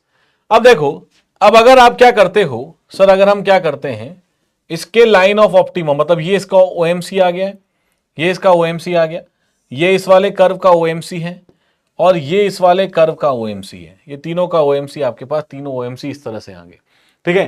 तो देखो क्या बोलते हैं कि यहां पर जो OMC का पॉइंट आपके पास ये देखने को मिल रहा है, ये पॉइंट और ये पॉइंट, तो एक लाइन, अगर एक लाइन ज्वाइन करते हैं, अगर लाइन ड्रॉ करते हैं joining these OMC, if you draw a line joining these OMCs, in OMC points को ज्वाइन करते हुए अगर लाइन बनाओगे तो इस तरह की लाइन को बोला जाता है लाइन ऑफ ऑप्टिमस। क्या बोला जाता है इसको? लाइन ऑफ ऑप्टिमस इसको बोला जाता है। So this line is known as line of optimus, this is known as line of optimus, ठीक है। तो ये आपके पास लाइन ऑफ ऑप्टिमस होती है, और ये लाइन जो होती है ये ये लाइन लगभग आपके पास किसके होती है? ये लगभग आपके पास पैरेलल होती है, किससे पैरेलल होती है? जीरो एयर वॉइड लाइन से, जीरो एयर वॉइड लाइन, जो कि थ्योरेटिकल मैक्सिमम लाइन है, इसके लगभग ये लाइन जो होती है लाइन ऑफ ऑप्टिमस, वो आपके होती है पैरेलल, तो एक आपसे एग्जाम में कभी ये भी पूछा जा सकता है कि what is the line called when the line is formed by joining the all the optimum moisture content point. सारे अगर ऑप्टिमम मॉइस्चर कंटेंट पॉइंट्स को आप ज्वाइन करते चले जाओगे तब ये जो लाइन कहलाएगी इसको हम बोलते हैं लाइन ऑफ ऑप्टिमस। और ये लाइन जो होती है zero air word line, sir ये तो हमें पता है जीरो एयर वर्ड लाइन क्या होती है, कि जीरो एयर वर्ड लाइन वो होती है जहां आप maximum theoretical maximum gamma D observe कर पा रहे हो। तो इन दोनों की जो आपके पास लाइन होती है, दोनों आपस में क्या होती है? नियरली पैरेलल होती है, ठीक है, ये लगभग पैरेलल होती है। अब यहां पर एक चीज और समझनी है कि जितने भी आपके पास ऑप्टिमम मॉइस्चर कंटेंट वाले पॉइंट्स होते हैं, at the point of optimum moisture content जो आपके पास डिग्री ऑफ सैचुरेशन होता है, वो डिग्री ऑफ सैचुरेशन रहता है कांस्टेंट। क्या रहता है? डिग्री ऑफ सैचुरेशन रहता है आपके पास कांस्टेंट इन सारे ऑप्टिमम मॉइस्चर कंटेंट के पर। तो डिग्री ऑफ ऑब्जर्वेशन या degree of saturation, degree of saturation यहां पर रहता है कांस्टेंट, डिग्री ऑफ सैचुरेशन यहां पर रहता है कांस्टेंट, ठीक है, डिग्री ऑफ सैचुरेशन कांस्टेंट है। इसका मतलब ये हो जाएगा क्या कि this is basically weight of water in the volume of water divide by volume of voids, ये डिग्री ऑफ सैचुरेशन है। अच्छा, ये भी बोला जाता है कि OMC के ऊपर डिग्री ऑफ सैचुरेशन जनरली हम 1 कंसीडर करके चल रहे हैं, लेकिन डिग्री ऑफ सैचुरेशन या कंप्लीटली सैचुरेटेड उसको ओएमसी के ऊपर कभी मानते नहीं है। प्रैक्टिकली ये पॉसिबल नहीं है, क्योंकि कॉम्पैक्शन के टाइम पर ये प्रैक्टिकली पॉसिबल नहीं है कि आप पूरी तरीके से क्या कर सको, एयर को वहां से रिमूव कर सको। इस चीज का भी आपको ध्यान रखना है। लेकिन यहां पर जरूरी है कि डिग्री ऑफ सैचुरेशन ओएमसीज पर, जितने भी ओएमसीज होंगे वहां पर डिग्री ऑफ सैचुरेशन आपके पास लगभग कांस्टेंट रहेगा। तो इसको आप इस तरह से भी लिख सकते हो कि degree weight of water, volume of water plus volume of air, और इस पूरे को अगर मैं वॉल्यूम ऑफ वाटर से डिवाइड कर दूं तो मेरे पास ये बेसिकली रेशियो आएगा। इसका मतलब है कि ओएमसीज के ऊपर एट द ओएमसी आपके पास क्या रहता है कि volume of air to volume of water, ये रेशियो जो होता है वो जनरली आपके पास कांस्टेंट होता है। अगर इसको और डिटेल के अंदर देखोगे तो इसका मतलब ये होगा कि volume of air to volume of water का जो रेशियो होगा, this ratio is basically constant at all the OMCs. सारे ओएमसी पर ये रेशियो जनरली आपके पास क्या रहता है, कांस्टेंट रहता है। ये ऑब्जर्व किया गया है, ऑब्जर्वेशनल पॉइंट है। जब डिग्री ऑफ सैचुरेशन को आपने माना कांस्टेंट, उस समय ये चीज आप ऑब्जर्व कर सकते हो कि यहां पर आपके पास volume of air to the volume of void जो होते हैं वो रहते हैं कांस्टेंट, ठीक है, ओएमसीज के ऊपर। अब ये भी बात है कि सर ओएमसी के ऊपर जनरली डिग्री ऑफ सैचुरेशन को लेके चलते हैं हम लगभग 85 से 90%, ठीक है। ये डेटा भी आपको ध्यान रखना है कि कितना डिग्री ऑफ सैचुरेशन लेके चलेंगे। डिग्री ऑफ सैचुरेशन लगभग लेके चलते हैं 85 से 90%, क्योंकि ओएमसी के ऊपर भी होता यह है कि आप एयर को कंप्लीटली रिमूव नहीं कर पाते हो, और उस वजह से ही जैसे ही आप कॉम्पैक्ट कर रहे हो, मान लो आप कॉम्पैक्शन कर रहे हो इस तरह से, तो आपने वापस हैमर को जब उठाया होगा, ठीक है, वापस से हैमर को जब उठाया होगा तो उस समय, उस टाइम ड्यूरेशन में कुछ ना कुछ हवा जो होती है वो सॉइल मास के साथ चली जाती है। तो आप कॉम्पैक्ट करने की कोशिश कर रहे हो, हवा को एक्सपेल आउट किया, फिर कॉम्पैक्ट कर रहे हो, फिर एयर एक्सपेल आउट हो रही है। लेकिन जितने टाइम आप हथौड़े को जो फ्री फॉल के लिए ऊपर ले जाते हो तो उतने टाइम में भी एयर जो है वो घुस जाती है। इसलिए ये हमेशा ही प्रॉब्लम रहती है कि एयर को आप हर वक्त कंप्लीटली रिमूव नहीं कर सकते। इसीलिए बोला जाता है कि ओएमसीज पर at the optimum moisture content जो वॉट आपका डिग्री ऑफ सैचुरेशन है वो लगभग हम 85 से 90% मान के चलते हैं, कभी भी आपका 100% मान के नहीं चलेंगे, ठीक है। ये एक प्रैक्टिकली पॉसिबल चीज नहीं होती है, क्योंकि एयर जो है कहीं ना कहीं अंदर एंटर हो जाती है आपके पास। ये वाला पॉइंट समझ में आ रहा है, क्लियर है क्या? बताओ जल्दी से, ये वाला पॉइंट क्लियर है कि इन सारे लाइंस को जब आप ज्वाइन करोगे तो लाइन ऑफ ऑप्टिमस आपके कहलाएगी, लाइन ऑफ ऑप्टिमस कहलाएगी। तो लिखो इसको साथ साथ, एक पॉइंट आपको यहां ये लिखना है कि in the compaction curve, compaction curve में, in the compaction curve, if a line is drawn,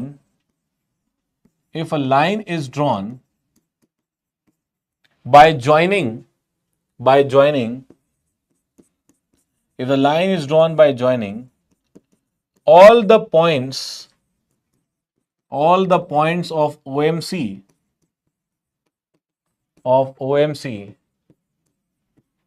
at different all the points of OMCs at different compactive effort, then the line is known as line of optimus. And the line is known as line of optimus, इसको हम बोलते हैं। Similarly देखो, this line of optimus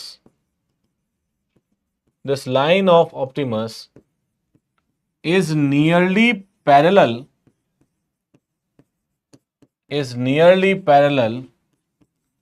to the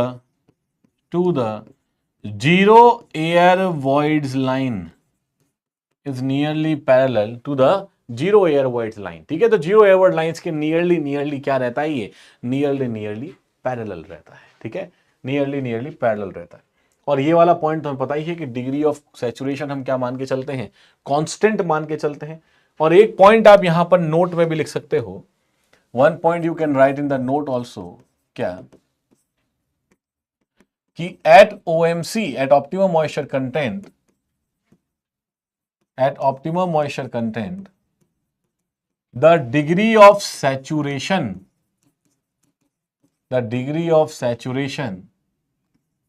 is generally,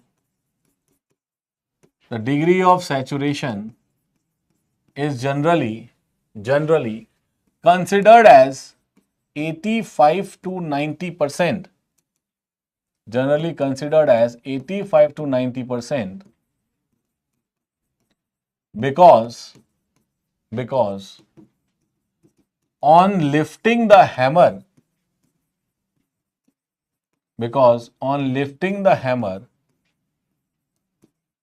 for compaction, on lifting the hammer for compaction, the air will inevitably, मतलब हर वक्त आएगी ही आएगी, रोका नहीं जा सकता है, ठीक है। The air will inevitably enter the soil mass. The air will inevitably enter the soil mass. soil mass के अंदर एंटर तो करेगा ही करेगा, कुछ भी हो जाए। तो इस वजह से OMCs पर डिग्री ऑफ सैचुरेशन कितना मान के चलते हो? 85 से 90% लगभग मान के चलते हैं। जल्दी से बताओ, यहां तक की बातें क्लियर हैं क्या?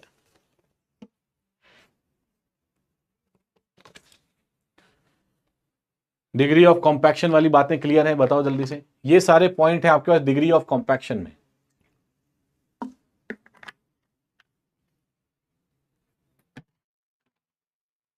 यही सारे पॉइंट्स होते हैं आपके पास डिग्री ऑफ कॉम्पैक्शन के अंदर। डिग्री ऑफ कॉम्पैक्शन में यही सारे पॉइंट्स हैं। इन पॉइंट्स को आपको बढ़िया तरीके से ध्यान रखना है, तो आई थिंक चीजें क्लियर हो जाएंगी। तो वाटर कंटेंट हो गया, डिग्री ऑफ कॉम्पैक्शन हो गया है आपके पास, ठीक है। अब फैक्टर्स अफेक्टिंग कॉम्पैक्शन फर्दर और देखते हैं। यहां तक बताओ क्लियर है सब चीजें? तनवीर, पार्थ, पंकज, लव, डेबू, ऋतिक, जी सर बिल्कुल, जितेंद्र, ठीक है। ये सारे पॉइंट्स को देखो, ध्यान रखना, बढ़िया बढ़िया पॉइंट्स हैं, सारे इंपॉर्टेंट पॉइंट्स हैं, ठीक है, सारे इंपॉर्टेंट पॉइंट्स हैं। अब देखो नेक्स्ट आपके पास क्या रहता है। नेक्स्ट आपके पास देखेंगे फर्दर हम देखते हैं नेक्स्ट कि आपके पास मेथड्स ऑफ कॉम्पैक्शन, अलग अलग तरह के कौन कौन से मेथड्स ऑफ कॉम्पैक्शन होते हैं, उसके बारे में बातचीत करते हैं।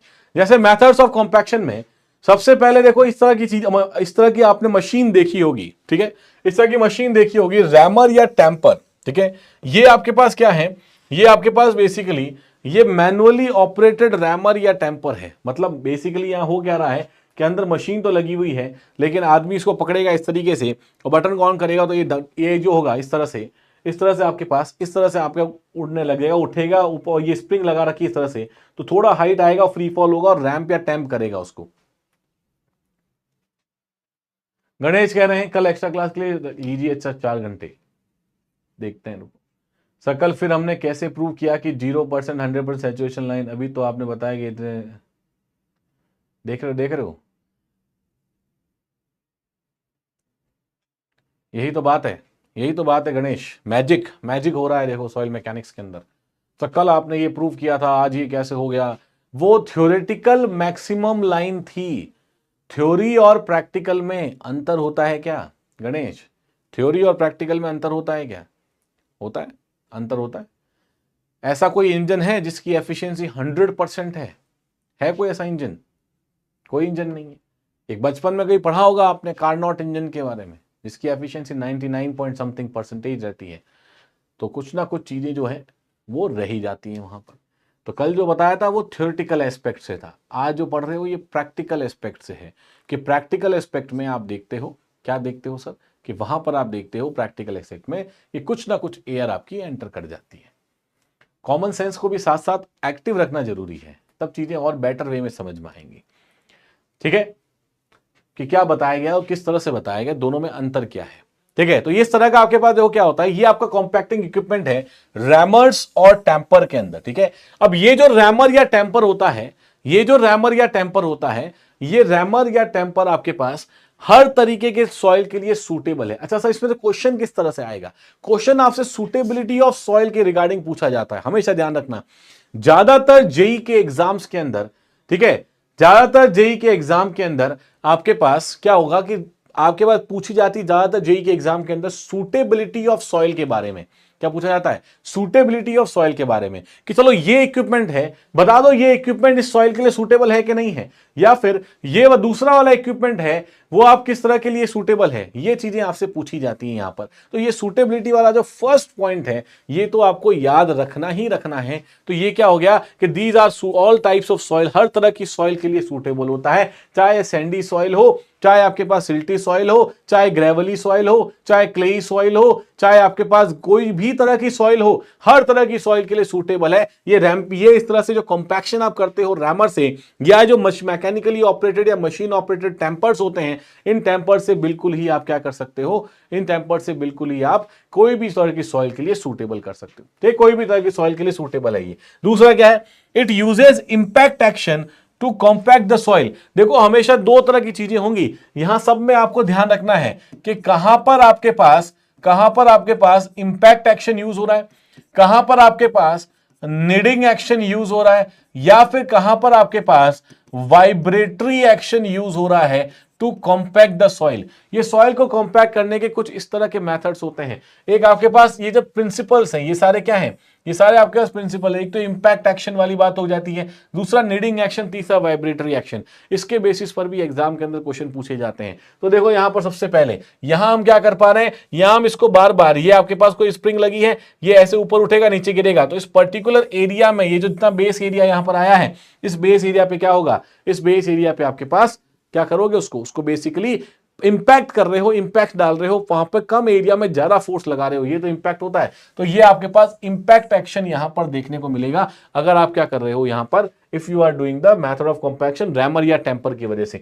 नेक्स्ट देखो, it is used in confined areas like compacting the backfill, soil, trench, basement wall etcetera. Confined areas के लिए काम आता है ये जनरली। कन्फाइंड एरिया का मतलब क्या है सर? मतलब चारों तरफ से गिरा हुआ एरिया। ठीक है, चारों तरफ से गिरा हुआ एरिया है कि चारों तरफ से आपके पास वॉल्स हैं या फिर कुछ आपके पास होंगे, तो वहां पर इस कन्फाइंड एरिया में, छोटे एरियाज के अंदर जहां एरिया स्मॉल स्केल का है, वहां पर जनरली इसको आप यूज कर सकते हो बहुत बेटर वे में। ठीक है, तो ये बेसिकली 3 पॉइंट हैं जो यहां पर रैमर्स या टेम्पर्स के लिए सबसे ज्यादा इंपॉर्टेंट है। ठीक है, रैमर्स या टेम्पर सबसे ज्यादा इंपॉर्टेंट है। तो कोई भी इक्विपमेंट आप पढ़ रहे हो, सिर्फ 2 पॉइंट को ढंग से पढ़ लेना। पहला, कौन सी सॉइल के लिए सूटेबल है, और दूसरा, किस एक्शन पे काम करता है, वो उसका प्रिंसिपल क्या है वर्क करने का। इंपैक्ट एक्शन पे काम करता है, इंपैक्ट एक्शन पे काम करता है, या फिर नीडिंग एक्शन पे काम करता है, या फिर आपके पास, ठीक है, इंपैक्ट एक्शन, नीडिंग एक्शन, या फिर वाइब्रेटरी एक्शन पे काम कर रहा है। ये चीजें होती हैं जिससे आप देख पाते हो कि कोई भी इंस्ट्रूमेंट को याद क्या करना है। ये वाले पॉइंट्स को जनरली आपको याद करके चलना है। ठीक है, तो इस वाले टेम्पर में क्या हुआ, सब तरह की सॉइल के लिए सूटेबल हो गया, इंपैक्ट एक्शन पे काम करता है, और दूसरा ये यूज आ रहा है कहां पे, बेसमेंट वॉल के अंदर, ट्रेंचेस के अंदर, और यहां पर आपके पास बैकफिल, जो सॉइल पीछे रिटेन होती है वॉल्स के पीछे, उसे हम बोलते हैं बैकफिल। अर्थ प्रेशर थ्योरी में और डिटेल में पढ़ेंगे यहां पर इसके बारे में, बैकफिल के बारे में। तो वहां ये काम आता है आपके पास रैमर्स या टेम्पर्स। ठीक है, वहां काम आते हैं रैमर्स या टेम्पर्स। ठीक है, अब देखो नेक्स्ट है आपके पास रोलर्स। 3 तरह के रोलर हैं, स्मूथ व्हील्ड, शीप फुटेड और न्यूमैटिक रोलर्स। चलो ठीक है, तीनों रोलर्स के बारे में फिर अब नेक्स्ट क्लास में बात करते हैं। ठीक है, तीनों रोलर्स के बारे में अब नेक्स्ट क्लास में बात करेंगे क्योंकि कंप्लीट हो नहीं पाएगा ये। ठीक है, तो इसको शुरू ही उस समय कर लेते हैं आराम से। अभी 5 मिनट 7 मिनट ही बचे हैं, फिर इसको पूरा कंप्लीट हो नहीं पाएगा ये। ठीक है, चलो कोई बात नहीं, इसको आप फिर नेक्स्ट क्लास में पढ़ेंगे अलग अलग रोलर्स के बारे में। जो तीनों चारों तरह के रोलर्स हैं, इन सारे रोलर्स के बारे में भी नेक्स्ट क्लास में पढ़ेंगे, और कोशिश करेंगे कि आज कैपिलैरिटी को हम शुरू कर दें, और कोशिश करें कैपिलैरिटी को शुरू कर दें। ठीक है, ठीक है, कोशिश करेंगे आज कैपिलैरिटी को स्टार्ट कर दिया जाए। हाँ, ठीक है ना, क्योंकि कंप्लीट रोलर्स पूरे कंप्लीट तो हो नहीं पाएंगे। हाँ, पूरे कंप्लीट हो नहीं पाएंगे, तो उसको शुरुआत ही उस समय करते हैं बढ़िया तरीके से। उस समय ही चलेंगे, शाम को 6 बजे वापस मिलते हैं बढ़िया तरीके से। ठीक है, लंच वंच करो, अच्छे से चाय वाय पियो, रिफ्रेश हो जाओ, 1 घंटा सो जाओ आराम से। मिलते हैं वापस से शाम को 6 बजे, वापस मिलेंगे शाम को सेम टाइम 3.5 घंटे। ठीक है, शाम को वापस से मिलेंगे। हाँ, आज इस कॉम्पैक्शन को खत्म करके कैपिलैरिटी को शुरू करेंगे। ठीक है, till then keep learning, keep rocking. THCD क्या है? लव कुमार सर टीएचसीडी के बारे में बता दो। टीएचसीडी क्या है, फुल फॉर्म बताओ जल्दी से, एक बार फुल फॉर्म बताओ जल्दी से लव कुमार, टीएचसीडी के फुल फॉर्म बता दो। और उसके बाद मिलते हैं शाम को 6 बजे। 6 बजे के साथ मिलेंगे। सर डीडीए फॉर्म भरा हुआ है या नहीं? भरूं या नहीं? बिल्कुल भरो, क्या दिक्कत है? सारे फॉर्म भरो, सारे फॉर्म्स भरने हैं आप लोगों को, कोई फॉर्म छोड़ना नहीं है। लव कुमार जल्दी से बताओ क्या पूछना चाह रहे हो, और उसको बताएंगे फिर शाम के क्लास के अंदर। 6 से 9:30 की क्लास है आपकी, बढ़िया तरीके से वहाँ डिटेल के अंदर कॉम्पैक्शन को पहले खत्म करेंगे और उसके बाद शुरू करेंगे कैपिलैरिटी को बढ़िया तरीके से। कैपिलैरिटी छोटा सा चैप्टर है लेकिन इंपॉर्टेंट चैप्टर है। ठीक है, चलो ठीक है, मिलते हैं फिर नेक्स्ट क्लास के अंदर। Till then keep learning, keep rocking. Thank you so much.